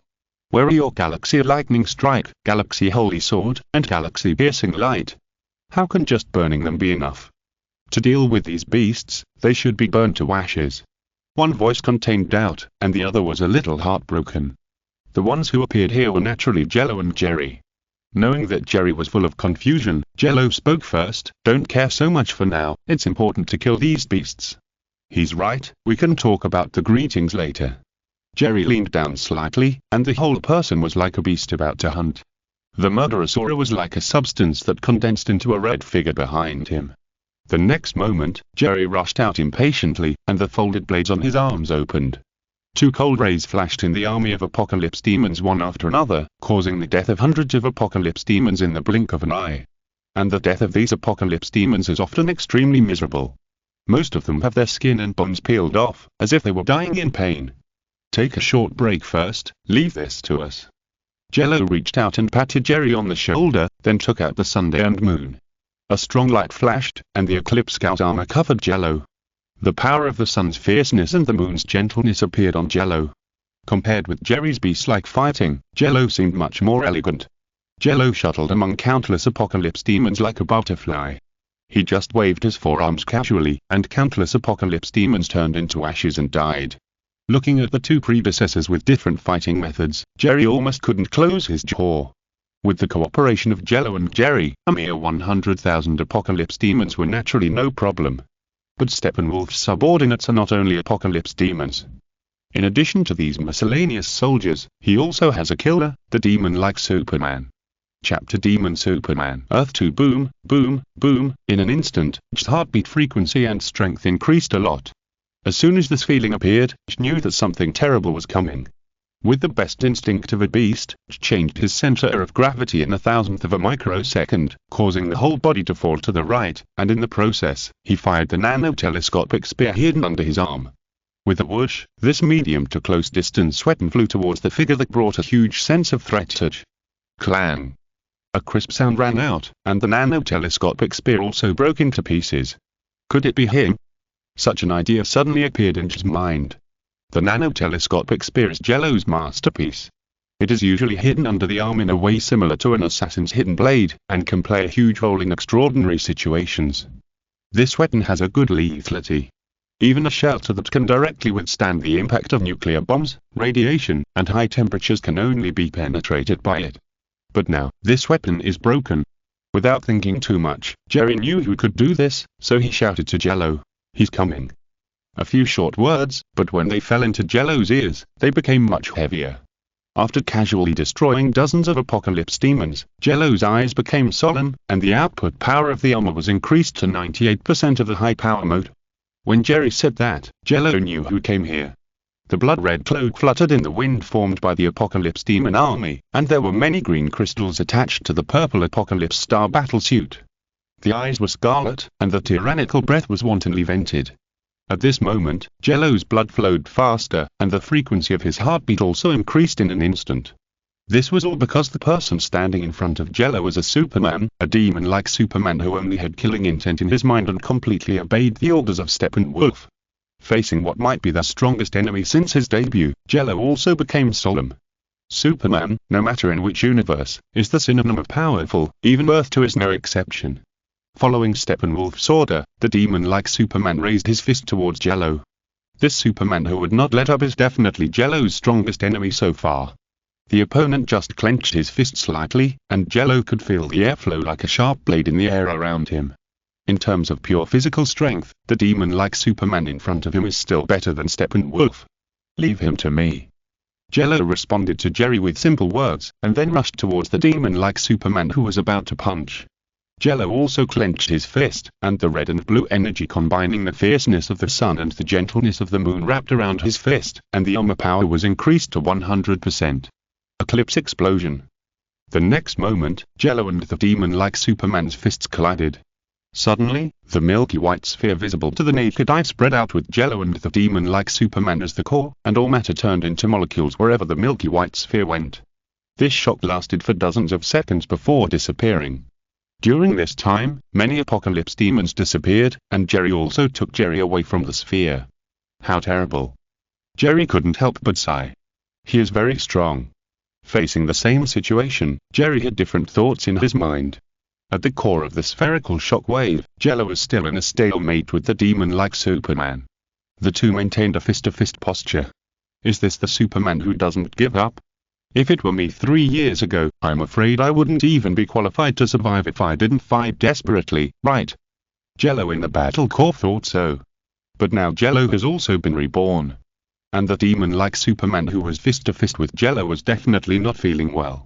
The explosive series of fighting techniques are all real injury techniques that bypass the outer layer of defense and directly attack the enemy's internal organs. Compared with skin and bones, the internal organs of the demon-like Superman are relatively fragile. The two forces, one hard and one soft, continued to explode in the body of the demon-like Superman and traveled all over his body. Jello, who was standing in front of him, could still hear the continuous crackling sounds in his body. Bang! The last explosion in his body sounded, and the demon-like Superman took a half step back. Although his momentum did not weaken, Jello seized the opportunity. Stream explosion. Seeing this, Jello directly added the fastest stream explosion to hit the demon-like Superman's neck. Faced with this extremely fast connection punch, the demon-like Superman had no chance to dodge and could only take the damage of this punch. Boom! After the powerful explosion in his body sounded, a few pieces of green crystals on the demon-like Superman's body also fell off. Jello, who was quick-eyed and quick-handed, quickly grabbed a few pieces of green crystals with telekinesis and stuffed them into the small broken watch, preparing to go back and study them after this battle. This kind of green crystal appears on the biological weapons of Apocalypse Star, and the demon-like Superman and Apocalypse Demon are both examples. Zero was very curious about the effect of this green crystal. From the biological weapons of Apocalypse that he had fought, he could only see the two effects of brainwashing and strengthening. As for its principle, he knew nothing. Being repelled by the enemy with two moves was completely inconsistent with the instructions given by Steppenwolf to the demon-like Superman. But the eyes that were already scarlet glowed red at this moment. Zero, who was familiar with the superpowers of Kryptonians, instantly understood what trick was coming. Thermal vision. Thermal vision of at least hundreds of thousands of degrees Celsius rushed out of the eye sockets of the demon-like Superman. Compared with the tens of thousands of degrees of high temperature of the thermal vision of ordinary Kryptonians, this thermal vision was simply terrifying. Faced with this thermal vision that was comparable to the light skills used by the Ultra Brothers, and even slightly exceeded, Zero naturally could not fight against it. He waved his left hand and a water wave-shaped shield appeared in his palm. The hundreds of thousands of degrees of high-temperature thermal vision fell on the water wave shield. Under the high temperature and strong impact of the thermal vision, even Zero retreated more than 10 meters. Fortunately, Jello also developed the skill of energy absorption and conversion, and combined with the unloading technique, he was able to withstand this move. Jello holds a creed, it is impolite to not reciprocate. He converted the absorbed energy. Although he could not perform high-precision operations in battle, Jello also converted the energy and strengthened it. Over-limit power, start. As Jello lifted the maximum power limit of the armor, the Eclipse Scout armor also switched to the future type. In this form, the Scout armor has a more terrifying output. The energy first condensed in his arms, and then Jello crossed his arms and transferred most of it to his right wrist. In this moment, the golden light enveloped Jello's whole body. Jello pushed his right fist forward, and the next moment the golden light like a waterfall rushed towards the demon-like Superman. Chapter Temporary Resignation. Earth 2. The golden torrent took only a few seconds to cover the entire body of the demon-like Superman, and then continued to expand. Even all the apocalypse demons around were covered by this dazzling golden light. Gauss Heavy Blow. This move is the strongest ultimate move of the future type Gauss armor.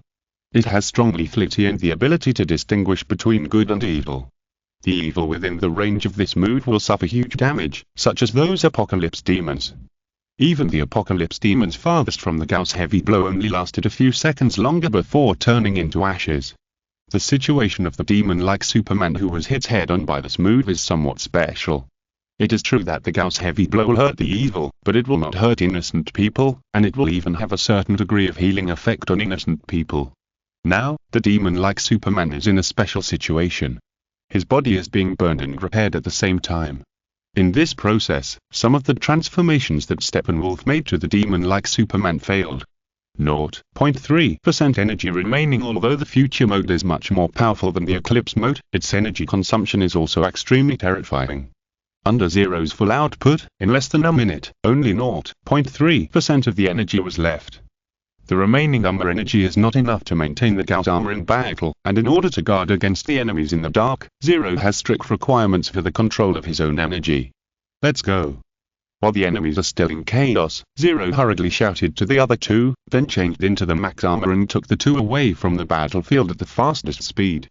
Looking at the golden lightning that is gradually fading away, the Injustice Superman suspended in the sky said in a voice that only he can hear, "Jay's Isotope, don't you know that only Superman can defeat Superman? Or do you now not even understand such a simple truth? It's really disappointing." After saying some lyrical words, Injustice Superman disappeared into the horizon, avoiding the approaching strongman. At this time, there were only countless apocalypse demon ashes and the demon-like Superman standing on the battlefield. The demon-like Superman still looked as ferocious as ever, and the hostility in his eyes seemed to increase instead of decrease. He stood there, quietly waiting for the arrival of Steppenwolf, his master. Boom! With the opening of the Sonic Boom channel, Steppenwolf and Brainiac also arrived at the battlefield. Brainiac scanned the surroundings and searched all places within a radius of 50 kilometers. After making sure that no one would peek here, he said to Steppenwolf, "Your weapon is good. It can withstand the damage of that intensity and high temperature, but the others are not so." After saying that, Brainiac looked at the dust all over the ground and shook his head. The Apocalypse Demon is also a biological weapon of Apocalypse Star. Its own quality is also very strong. Under normal circumstances, an Apocalypse Demon can slaughter an entire squad of human soldiers at will. "We have as many of these things as you want," Steppenwolf said indifferently. Apocalypse Star will not be kind enough to use cloning technology to create Apocalypse Demons. For this group of new gods, they have a more efficient method, which is to capture high-quality individuals from planets in various parallel universes and transform them into Apocalypse Demons. In this way, Apocalypse has an endless source of military power. After saying that, Steppenwolf walked in front of the demon-like Superman, pointed his finger and said, "Kneel down, my servant." "Yes." The demon-like Superman said in a very mechanical tone, then knelt down hard, causing the surrounding ground to shake. Looking at this scene, Steppenwolf thought that it seemed that the transformation measures on the demon-like Superman had not failed, but Brainiac, who knew more about life, heard the voice of the demon-like Superman. "Who am I?" A question sounded in Brainiac's ears. His face did not move, and he did not pay attention to the demon-like Superman who had his own thoughts. Instead, he returned to his palace with Steppenwolf to think about the next countermeasures. At the same time, Jello had already brought Jerry and Jerry back to the shelter and came to the deepest control room. After arriving at a place that was finally safe, Jerry breathed a sigh of relief. He removed the armor on his body and returned it to the state of Galaxy Spark. But at this time, the Galaxy Spark had become very broken, and there was a gap at the top. Looking at such a Galaxy Spark, Jerry felt a little guilty. But there was no time for Jerry to feel ashamed. Jello immediately asked him, "What's your name?" Half a second later, Jerry came back to his senses and said, "My name is Jerry, and you are?" At this time, Jello and Jerry had also removed their armor, revealing faces that were not much different from Jerry. Looking at the mature version of himself and the scar version of himself, Jerry took another half a second to react. "Are you my homatopes?" "Just call you Jello." "My name is Jerry." After Jello and Jerry introduced themselves, Jerry sorted out the relationship between the three. So we are homotypes, so it's easier to talk. I came to this parallel universe to find my nephew. No, that may not be my nephew, but anyway, I came here for a child. Jerry spoke incoherently, looking at Jello and Jerry speechless. After Jerry finished speaking, Jello motioned him to calm down, and then continued. You're right, the child is my nephew, the child of Claire Kent and Lois Lane in our universe, Jonathan Kent. From your side. For a moment, the ethical relationship of multiple universes almost confused Jerry. Looking at Jerry who was in that relationship, Jello secretly felt fortunate to know how wonderful it was to know the multiverse numbering. At this time, Jello remembered another thing. If even he had various isotopes in the light multiverse, then what about the dark multiverse that would invade the light multiverse under the leadership of the Laughing Man in the future? Would there be isotopes there, and would any of them join the Dark Knights? But at this time, even the Dark Side War had not happened, so it was too early to consider metal and dark metal. But considering the disgusting degree of the Laughing Bat, Jello decided to make some preparations in advance after returning. Before that, Jello had to defeat Steppenwolf who was doing evil on Earth too. Give me your galaxy spark, I'll help you fix it. Jello stretched out his hand and said to Jerry. The enemy was strong, and Jello had to seize every combat power he could. Chapter Flame Earth 2. After getting the galaxy spark from Jerry, Jello began to repair it. During the repair process, Jello discovered many characteristics of Kryptonian technology, in addition to many Earth technologies, such as Batman's tracker. When Jello saw the familiar bad-marked tracker, his face suddenly became a little strange. He is worthy at being Batman. While Jello was repairing the galaxy spark, Jerry was training Jerry. Jerry was very attentive to educating a newbie kid for the first time. It's still too rough. Jerry said disdainfully, your grasp of energy is still too rough. Can you only release fireballs? Whenever Jerry thought of Jerry, who could only release fireballs in battle, he couldn't help but feel black lines on his head. In Jerry's eyes, it seemed that fighting was to release various fireballs, powerful fireballs, small power fireballs, high consumption fireballs, and low consumption fireballs. The various fireballs made Jerry call Jerry's fighting style simple and crude. Jerry, who had just fought a battle with Jerry, took a breath and said, this is the most suitable fighting style for me. But you have to develop some auxiliary abilities at least. Your flames are not strong enough to suppress everything. If you meet an opponent who can manipulate low temperatures, your abilities will be weakened. Jerry swung his right arm, and the sword was folded and retracted, and the edge was hidden. After pointing out Jerry's weakness, Jerry took out the cross spear. This weapon, which can gain a distance advantage in close combat, is quite popular with him. The cross spear reflected a cold light, which pierced Jerry a little dazed and took 2 steps back. This is how to use flames. Jerry shouted softly, and flames surged from the palm of his right hand and covered the cross spear. The firelight illuminated Jerry's face, and there was more flame reflected in his eyes. But Jerry suddenly felt a wave of fluctuations in the air, and in an instant, the air around him became much hotter. But the next moment, the temperature in the surrounding space dropped sharply. This is the control of fire. Jerry said to Jerry. At this moment, his red flames had burned the entire cross spear red. Under the blessing of high temperature, the cross spear can melt aviation metal at will. This process is even easier than ordinary people cutting butter. Looking at this scene, Jerry nodded and then imitated and learned. Without the galaxy armor, Jerry used the spacium sword that Jello gave him as a training prop. Following Jerry's example, Jerry quickly achieved the same effect with the spacium sword. The cross spear pointed at Jerry, and Jerry said, "You'll learn quickly. Let me see how long you can maintain this control accuracy." After that, Jerry held the cross spear and stabbed forward. The high temperature on the tip of the spear even distorted the space in the training ground. Faster than last time. Slightly surprised by Jerry's speed, Jerry held the sword to resist. Ding! After the crisp sound of the sword, the spear and the sword collided. Jerry looked grim, and the sword in his hand trembled slightly, while Jerry looked calm and even capable of teaching Jerry a lesson.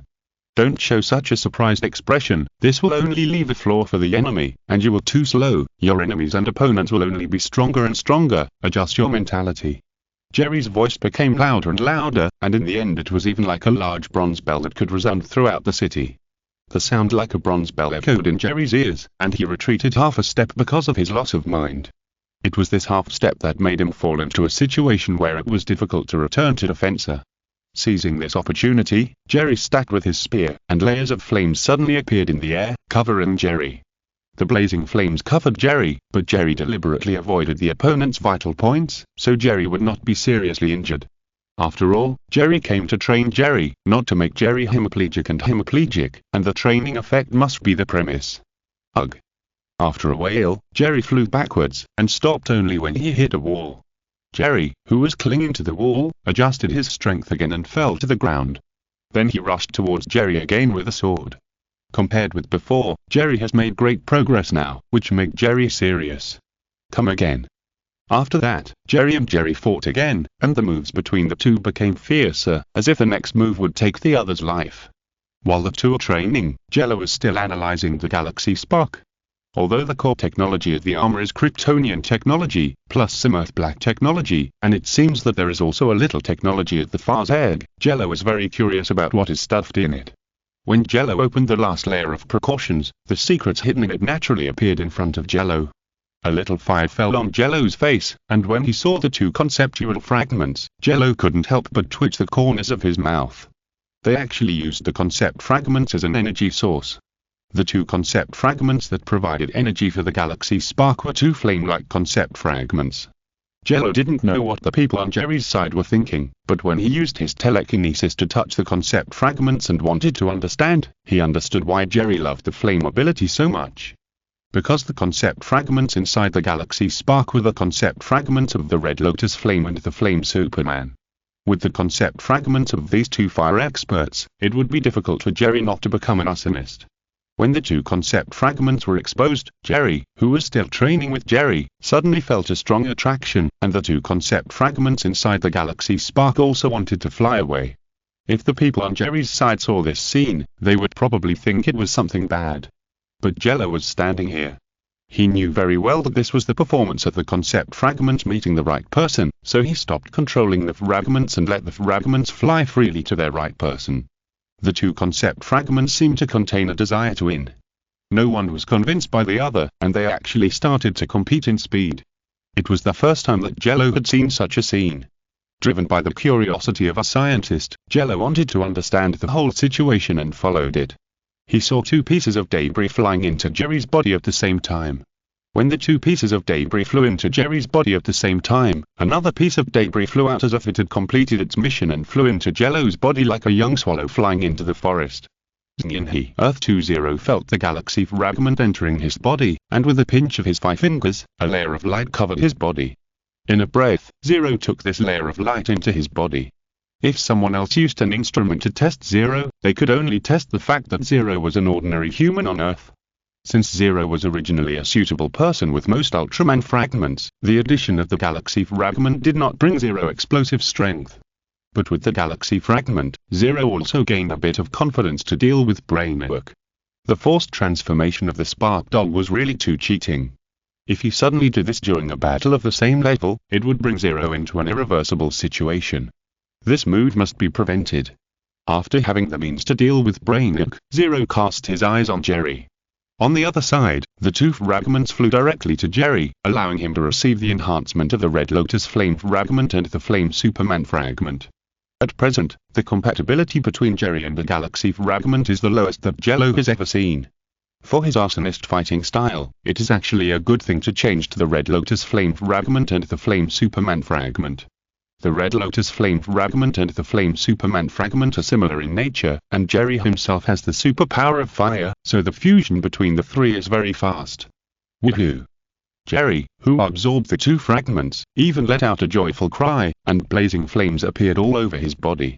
Seeing this, Jello directly rubbed an energy conversion machine on the spot, converting these flames into energy to maintain the survivor's base, highlighting that one cannot waste it casually. After about an hour, the process was completely completed, and Jerry had become a naked man. It feels like the energy is 10 times more than before. Jerry clenched his fists excitedly, not realizing the fact that he had no clothes on. So, Jello took out a set of clothes from the broken watch and threw it to Jerry, saying, "Before you get excited, put on your clothes quickly." Then, Jerry felt something suddenly covering his head. He grabbed it and realized it was a set of clothes. Then he found that he had no clothes on. Ah! Jerry screamed suddenly, and then took the clothes Jello gave him to change. At this time, Jello also set his sights on the galaxy spark in his hand. Given Jerry's current situation, it might not be appropriate to use the original galaxy armor.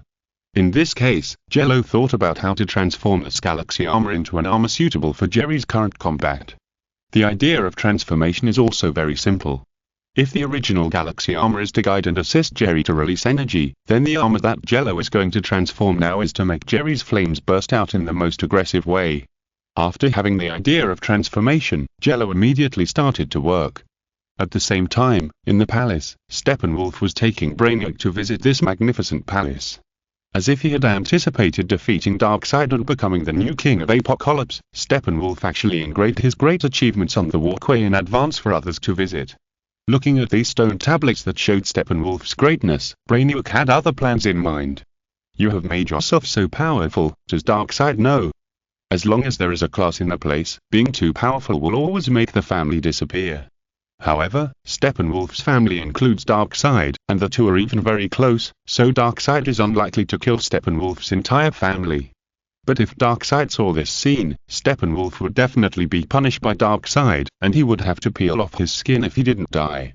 Thinking of this, Brainiac smiled in his heart and began to think about how to let Darkseid know about this. Steppenwolf, who seemed to have no idea that Brainiac had his own plans, was still walking in front until he returned to his throne.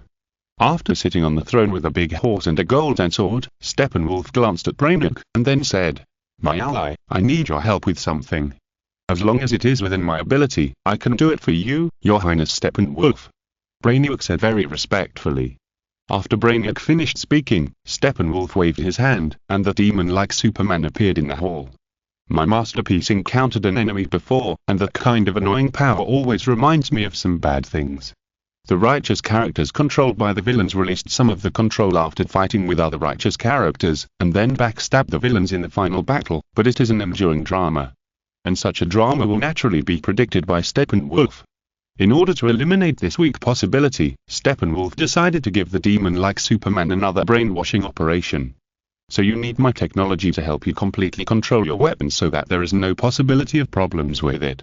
Without waiting for Steppenwolf to finish speaking, Brainiac directly took over the topic and expressed Steppenwolf's thoughts. Steppenwolf was not angry when Brainiac took over the conversation. He just said calmly, "This is also an opportunity for me to see your skills. Otherwise, our covenant, Steppenwolf is not a good person. Moreover, the main theme of Apocalypse is power first. Only with enough power can everything be maintained. Most people in Apocalypse see the world in this way. Please rest assured, Your Highness. My Brainiac's brainwashing technology can be ranked in the top 3 in the entire universe."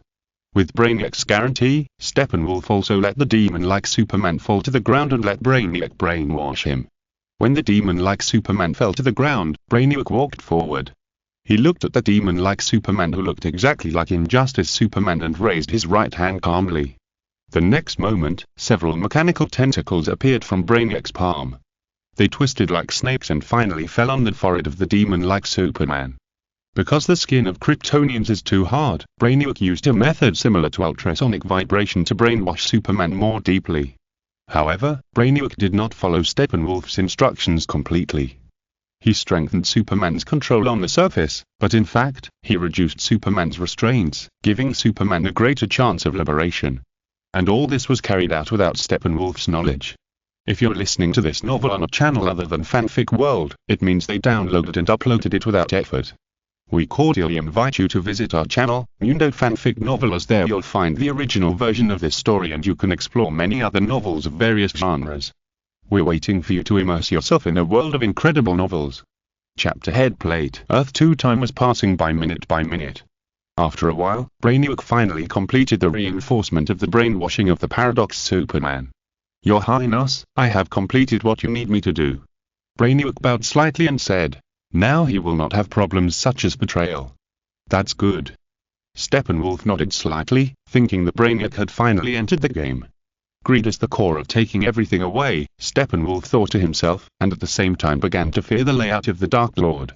Although everything he did on Earth 2 was ordered by the Dark Lord, there were also Steppenwolf's own ideas. He really wanted to rebel against Darkseid. At this time, Steppenwolf and Brainiac all heard a loud noise. Boom boom, it seemed that something was flying through the sky at a high speed, and there were 3 objects that made this sound. It seems that they're here. Let's go. I will let them all die here. Steppenwolf picked up the battle axe and strode out, followed by Brainiac and Paradox Superman. Outside the palace, above the exosphere, the wind was howling, and 3 figures stood on missiles, flying towards the palace of Steppenwolf. The 3 figures were Jello and his companions. Standing in the center was Jello, on the left was Jerry, and on the right was Jerry. The 3 of them stood on missiles that could break through the speed of sound several times. They took advantage of the convenience of transportation to save as much energy as possible before the upcoming war. It feels good to step on missiles. I can't wait to fight Brainiac. Jerry, who had changed into a set of flame armor, said excitedly. With this set of armor, his combat power has increased a lot, enough to hold back any of the enemies. On the other side, Jerry, who was wearing red armor, said, "Be careful, our enemies are not just those 3 guys. You know, they can also use the Apocalypse Demon to consume our physical strength." Jerry is right. The existence of the Apocalypse Demon army cannot be ignored. Jello crossed his arms and said confidently, "But don't underestimate the super weapon under our feet. The time has come. Leave the super weapon now and pay attention to the enemy's interception weapons." The missile under the feet of the 3 people is the super weapon made by Jello based on the super weapon R1 missile as a template. Even if billions of Apocalypse Demons are dispatched together, he can destroy them in one fell swoop. After that, the 3 left the super weapon under their feet and let the super weapon attack the Steppenwolf Palace. Of course, they will encounter resistance in this process, barriers, ground-to-air laser cannons, and countless Apocalypse Demons. Here it comes. Jello shouted in a low voice, raised his hands, and a high-speed rotating fireball appeared in his hands. When the fireball expanded to hundreds of meters, Jello threw it out. The 100-meter fireball roared towards the Apocalypse Demon army, and its speed was even faster than that of the super weapon, blocking all the attacks that wanted to intercept the super weapon. When the 100-meter fireball was about to get close to the Apocalypse Demon army, it suddenly exploded and turned into countless small flame meteors flying towards the Apocalypse Demon army. Facing the fierce flame meteor group, the first wave of the Apocalypse Demon army suffered heavy losses, and the few Apocalypse Demons that were not dead were also killed by Jerry. Jerry's telekinesis was weaker than Jello's, but he could easily control weapons to kill enemies. Countless Apocalypse Demon wreckage fell, and the next moment, more Apocalypse Demons poured out.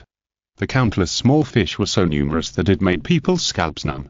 It seems that I have to eat these appetizers before I can enjoy the main course. Jello whispered, and the Nexus armor appeared on him and switched to the blue adult form. After putting on the blue adult form of Nexus armor, Jello's available power increased a lot instantly. He stretched out his right hand, and his 5 fingers opened as if he wanted to catch all the Apocalypse Demons together. The next moment, he clenched his 5 fingers tightly, and the telekinesis that could easily cover an entire city gushed out. These telekinesis quickly gathered together and began to rotate in one direction at super high speed according to Jello's idea. 1,000 meters per hour, 5,000 meters per hour, 10 kilometers per hour. The speed of the telekinesis tornado was getting faster and faster, and finally reached 200 kilometers per hour. Countless sand, dust and gravel were swept up by this telekinesis tornado and flew high into the sky, and even the ground was shaking a little. That is to say, the current Earth 2 is a wasteland, otherwise this telekinesis tornado equivalent to a Category 17 hurricane would inevitably bring great damage to the Earth. Even the army of Apocalypse Demons was gathered together by this telekinesis tornado. Looking at the countless Apocalypse Demons being sucked into the telekinetic tornado under his feet, Jello raised his right arm. With a swoosh, the wings of the Nexus armed forces opened, forming a weapon similar to a longbow on Jello's right arm. A golden lightsaber extended from the front end of the Nexus armed forces on his right arm, and the open wings also glowed with golden light. As endless energy poured into the Nexus armed forces, the golden light became more and more dazzling. At this time, Jello also made a bow drawing action, and when the longbow was fully strung, his left hand released. Whoosh! Wherever the arrow of light went, even the space would wail, as if it was about to collapse. In the blink of an eye, the arrow of light collided with the army of Apocalypse Demons. In just a moment, countless Apocalypse Demons disappeared at the molecular level. At this moment, the 3 super weapons flew towards the Steppenwolf Palace without any hindrance. Finally, 3 mushroom clouds rose from the ground, covering the area of hundreds of kilometers. The Apocalypse demons who failed to attack, as well as the weapons and troops placed on the surface by Steppenwolf, were all destroyed by these three super weapons. Even thousands of kilometers away, the dazzling light could be seen. Listening to the faint rumbling sound in his ears, Jello's mouth curled up slightly. He glanced at his peers and said, "The appetizer is over, and the real main course is next. Kid, I want you dead." As soon as Jello finished speaking, a murderous figure rushed towards them. This person was Steppenwolf. The super weapon naturally couldn't kill him, but he was extremely angry that his hard-built family business was destroyed by a single blow. In anger, Steppenwolf's reason also made him understand who could create such a terrifying weapon. The kid he once despised. If there hadn't been a Kryptonian watching him, he would have killed the damn kid long ago. But there is no if in everything. Steppenwolf just wants to kill Zero on Earth 2. It's time for me to save you. Earth 2 facing the aggressive Steppenwolf, Jello raised his hand and summoned the brilliant sword. As if sensing Jello's fighting spirit, the brilliant sword actually emitted bursts of white light. The white light was not dazzling, but it attracted the attention of others. Steppenwolf and Jello were extremely fast, and in the blink of an eye, the two collided with each other. Boom boom. In addition to Jello facing Steppenwolf, Jerry and Jerry also found their respective opponents. Long time no see, brother. I didn't expect it to be in this situation. Jerry made a hoarse voice, the long scar under the helmet squirmed slightly, and the arm holding the crossbeam had never been so firm. It's time to give his most beloved brother a relief, Jerry thought so. Looking at the cold and indifferent demon man, Jerry turned his head and said firmly, "Brother, it's time for me to save you." The next moment, even if his enemy had an invincible steel body, Jerry rushed forward without hesitation, with the crossbeam in his hand pointing directly at the opponent's head. Facing Jerry's attack, Demon Man seemed to remember something, but after a moment of hesitation, he recovered, clenched his fists, and rushed towards Jerry. Swoosh, a slight sound of breaking through the air sounded, and Demon Man was about to take Jerry's life with the power of thunder and unparalleled strength. But at this time, Jerry was no longer a person who would run away when he saw Demon Man. The crossbeam was thrown by him. According to the battle logic given to him by Brainiac, Demon Man had to smash the crossbeam first, and then attack Jerry. The whole process would not exceed half a second. But this less than half a second was enough for Jerry to dodge to the back of Demon Man. Facing his former brother, Jerry did not hold back at all. With a swish, he stretched out his arm sword and stabbed towards the back of the head of the demon-like Superman. Although the genetic sequence of Kryptonians is different from that of Earthlings, their body structure is similar to that of Earthlings to a certain extent. Under certain circumstances, the back of the head, mandible, temple, cervical vertebrae, etc., which of the vital parts of Earthlings, are also parts that need to be protected for Kryptonians. It is true that these parts can cause harm to Kryptonians, but the premise of causing harm is that they can break the defense. For this reason, Jero also prepared for Jerry, and green kryptonite radiation appeared on the sword. This is the few substances in the universe that can hurt Kryptonians, kryptonite. However, the kryptonite in Jero's hand comes from Earth Naught, and the damage to the Kryptonians on Earth 2 is relatively small.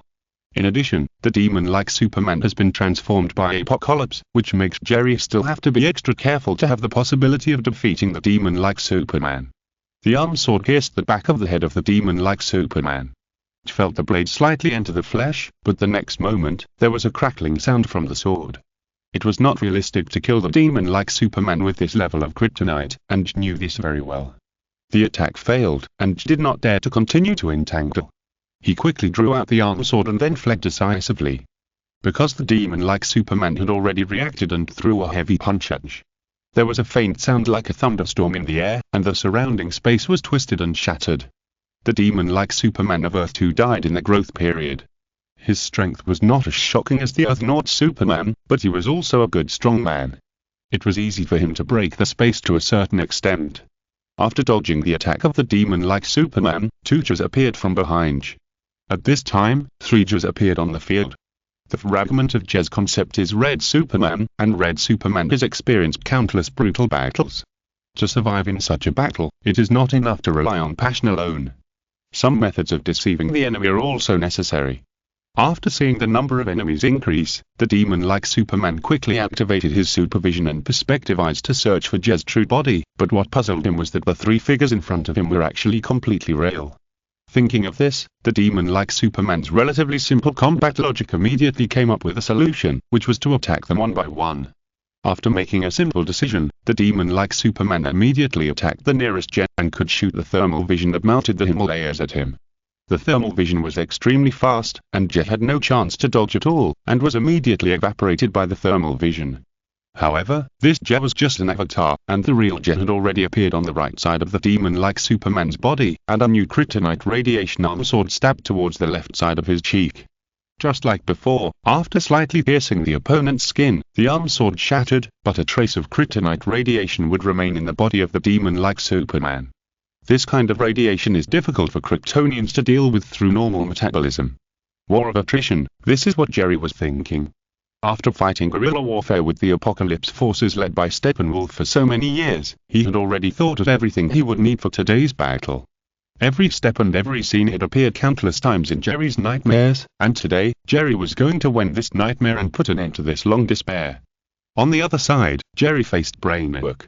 Unlike Jello's dominance over Steppenwolf and Jerry's step-by-step strategy, Jerry seemed to have a hard time dealing with brainwork. Although this brainwork was just an avatar, it was also a terrifying enemy for Jerry. When dealing with brainwork, Jerry acted like a scorching sun, trying to dispel the endless darkness with his own light. But the endless darkness did not retreat at all, and was even so strong that it was about to swallow the scorching sun. Oh? Has the power changed? Brainiac was amazed after fighting for a while, but then he changed to a mocking tone and said, "It's even stronger than before, although the difference is not that big in my calculations. You should pay attention to your allies." Jerry didn't mind Brainiac's words. He knew his position in the battle very well. To use TNG's horse racing, the three enemies are three top horses, then Jerry is the bottom horse, Jerry is the middle horse, and Jello is the super horse as a short kill means. Therefore, Jerry only needs to hold Brainiac back, and the real victory or defeat will be decided by Jello. Wasteland Wolf, I want you to die as an atonement for your sins. Earth 2 as the two strongest players on the field, the battle between Jello and Steppenwolf will determine the final victory or defeat. At the level of Jello and Steppenwolf, they have the power to destroy the city with every move.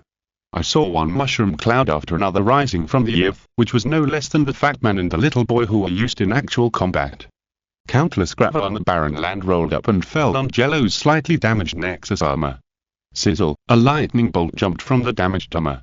Steppenwolf, who was also in the gravel storm, said provocatively, "Is this the only level of power you have? If this level of power, the three of you will only have death as a choice, but if you give me the secret of that super weapon, maybe I can leave you a way out, who knows, ha ha ha ha ha." Taking the taunting tone, Steppenwolf despised Jello's weakness while giving Jello a way out. In the face of ridicule, Zero shook his head, then took a deep breath and said, "It was just a warm-up." Before he finished speaking, Zero took out a pair of red and blue glasses and put them on his eyes. Seeing Zero start the second stage transformation, Steppenwolf did not dare to whack rashly, because he really couldn't tell how many cards Zero had. Rather than risk being severely injured by Zero's unknown means, it is better to wait and see and find out the details of the enemy. Red and blue light formed a light band that wrapped around Zero. The Nexus armor had disappeared, and a new set of armor slowly covered Zero. This process was very short, but Zero thought about some things in the process of switching armor, some thoughts about Earth 2. For this sad world, Zero only had anger towards Steppenwolf. But now Zero would not lose his mind because of anger. What he did was to transform this anger into the motivation to defeat Steppenwolf. The desolate and ruined world, the lingering life, the wanton villains, everything seen in this world is transformed into a belief. Swoosh, the brand new armor is now on Zero. This suit of armor is very similar to the design of the 7 armor, but the color is changed to a brighter red and blue. The ice axe on the helmet is also replaced with 2, and there is a cape dancing at will on the left shoulder. Number. Anyway, -000 code. Zero Suit Zero armor inherits all the advantages of the UA series and US series armor, and is loaded with unprecedented dual energy core technology. The energy cores located on the chest and forehead operate in a synchronous linkage mode, generating cubic times of energy output, making it easier for Zero to exert his strength. The highest power can even exert 80% of the power of Ultraman Trigger higher, far exceeding the 67% limit of the Nexus armor. The green light representing the new hammering particles lights up in the energy output pipeline, and even the V-shaped eyepiece of the armor glows green. After a moment, the green light dimmed, and Jello, holding the brilliant sword, directed all his killing intent towards Steppenwolf. My name is Jello Kent. To commemorate the lives that died in vain in this world and to save this world from danger, Steppenwolf, I want you to die to apologize. You were not strong, but you were arrogant. Steppenwolf smiled contemptuously, and then rushed towards Jello. His strength was so strong that even the surrounding space could not bear it. The cloak on his shoulders rang slightly, and the brilliant sword in his hand turned into a long knife. Jello's legs moved slightly, and after making a power-accumulating movement, he rushed out. Boom! A cloud that was much larger than the sum of the previous mushroom clouds appeared on the ground, and even Brainiac, who was restrained by Jello in the distance, couldn't help but look sideways. What a terrifying power! Fortunately, I left that guy to Steppenwolf. If I had dealt with that guy, I'm afraid I would have died unclearly by now. At this time, Jerry, who was getting more and more courageous, attacked Brainiac with his fist covered with tens of thousands of degrees of heat. Bang! The high temperature and strong impact force landed on Brainiac's head at the same time, and the temperature was so high that even his mechanical body was in danger of melting. TSK, annoying little devil. Brainiac was awakened by this punch, and then concentrated on dealing with Jerry. At the same time, Jerry was desperately trying to mediate with the demon-like Superman. Up to now, the demon-like Superman has not made a single move on Jerry, but Jello has caused a lot of damage to the demon-like Superman with kryptonite radiation weapons. The situation looks good, but Jerry knows that the demon-like Superman can make mistakes 10,000 times, but he can't make a mistake even once. In order to free his brother, Jerry also exerted a strength far beyond his own, and his fighting spirit was stimulated to the extreme. The degree of integration between himself and the fragment of Red Superman was also rapidly increasing. Red Fist. Another heavy punch hit the temple of the demon-like Superman, and then Jerry made another red flying kick towards the slightly weak side of the demon-like Superman's waist. After suffering heavy blows in succession, the demon-like Superman actually showed a little trance, and Jerry saw this and attacked more fiercely. Red Lightning. Red Superman is not a warrior who is not good at energy skills. In order to deal with various powerful enemies, his abilities can be said to be very rich, but they are not often used. In order to deal with the demon-like Superman, Jerry can be said to have used all the skills he can use. The power of red lightning is dozens of times greater than that of natural lightning. Lightning of this level of power can electrocute most creatures alive. Although it cannot hurt the demon-like Superman, it is enough to trigger the backup left by Brainiac. Without everyone knowing, Steppenwolf's control over the demon-like Superman gradually weakened. At the same time, Jello had already forced Steppenwolf into a disadvantage. The speed of the brilliant sword was extremely fast, and its advantage was fully utilized in Jello's close-range fighting strategy. In the blink of an eye, Steppenwolf hit several new wounds on his body. But the vitality of the new god was tenacious, and even Earth-Nord Superman could hardly kill a new god with one punch under self-restriction. The next step is to decide life and death.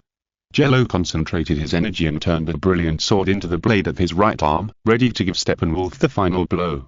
Although Earth 2 was just a clone, it would not cause Steppenwolf's real death. But it was also a shame for Steppenwolf to be killed by a low-dimensional creature. Feeling the approaching brilliant sword, the flexible Steppenwolf made an important decision: shake people. With the emergence of this idea, a sonic boom channel opened. In an instant, Jello suddenly felt that he was locked by something, and then two folded red rays crossed the sonic boom channel and rushed towards Jello. Zingming Stillwater Heart. Earth 2 boom, boom, boom. Although the constantly folding red light did not approach Jello, as a time traveler, he had already recognized what a terrifying power it was. Omega Effect. This is an absolute destructive force. Any matter and light that it touches will be erased. Note that being hit by the Omega Effect is a true erasure, not a series of damage caused by superpowers, magic, etc. The damage it causes is truly a corpse without a trace. It can beat a person so badly that even quarks cannot be found. Even if Superman A. Wang holds hundreds of solidified lives, he cannot save the lives erased by the Omega Effect. Unless you were blessed by a super being or have amazing defensor, you will be erased instantly. Don't even think about avoiding the Omega Effect, because the Omega Effect has a terrifying tracking ability that can cross all space and time. Even if you escape to the end of time, the Omega Effect will catch up with its target. So, when he found that Darkseid was targeting him with the Omega Effect, Zero was ready to fight to the death. If he could survive, he would live, but if he couldn't, he would die. Within a 100 billionth of a second, 00 armor was automatically removed, and the aura of the origin emerged on his right arm. Under the interlacing red and blue light, Zero turned into a life-size Ultraman Trigger.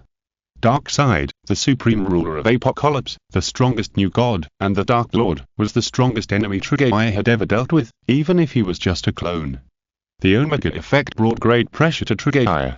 Under the pressure of the Omega effect, Trigger only felt that every light particle that made up his body was trembling and excited.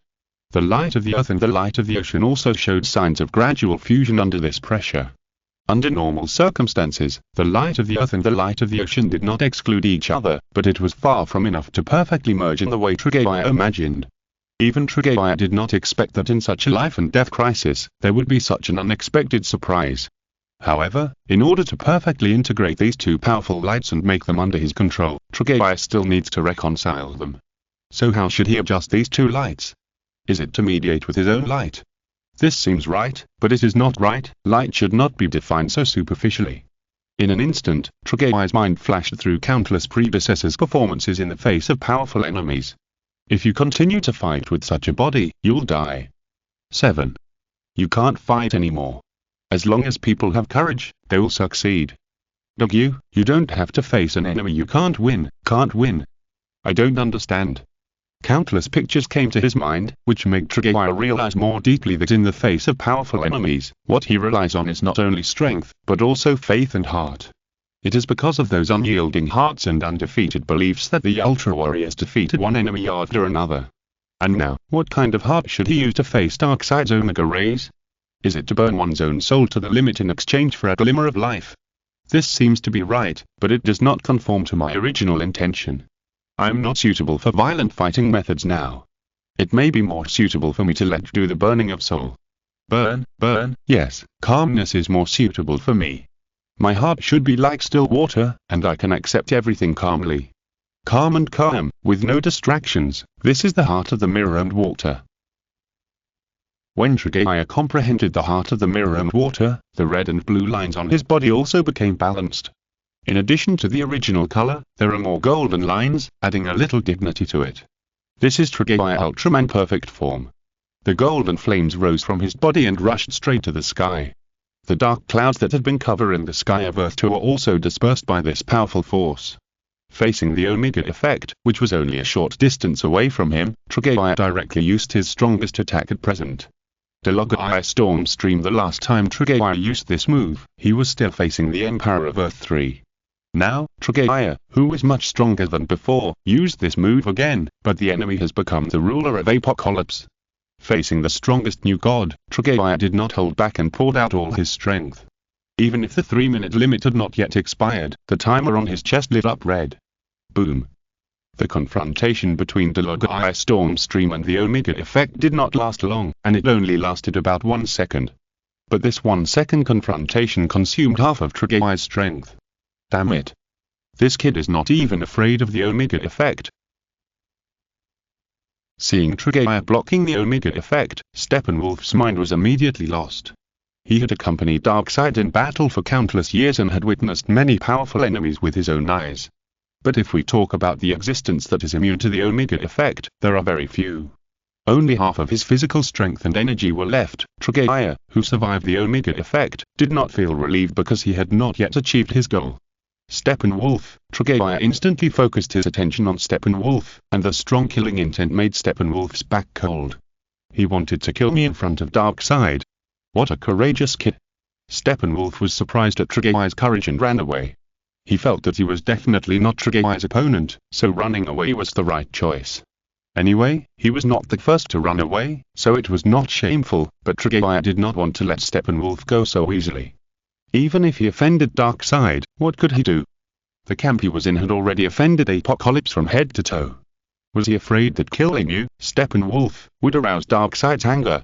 Mobilizing all the remaining strength, Trigger condensed an ultra-high-speed rotating ultra-guillotine and threw it in the direction of Steppenwolf. Wanting to save his life, Steppenwolf hurriedly ran towards Darkseid's position. He ran very fast, but Ultra's guillotine was faster. The knife-like cut through the sky and even cut Steppenwolf's body from head to toe. The cut surface was very smooth, showing that someone's skills have improved recently. Darkseid watched Steppenwolf's corpse fall in front of him, but he did not move. He just watched Trigger retrieve to Zero quietly. Hectares, taking a deep breath, Zero, who felt exhausted, did not retrieve a single step, but stood there and confronted Darkseid. The confrontation ended only when a black shadow rushed into the Sonic Boom channel. End of this chapter. Thank you very much for reaching the end. Don't forget to like. Looking for more exclusive content and immediate access? Subscribe to our Patreon.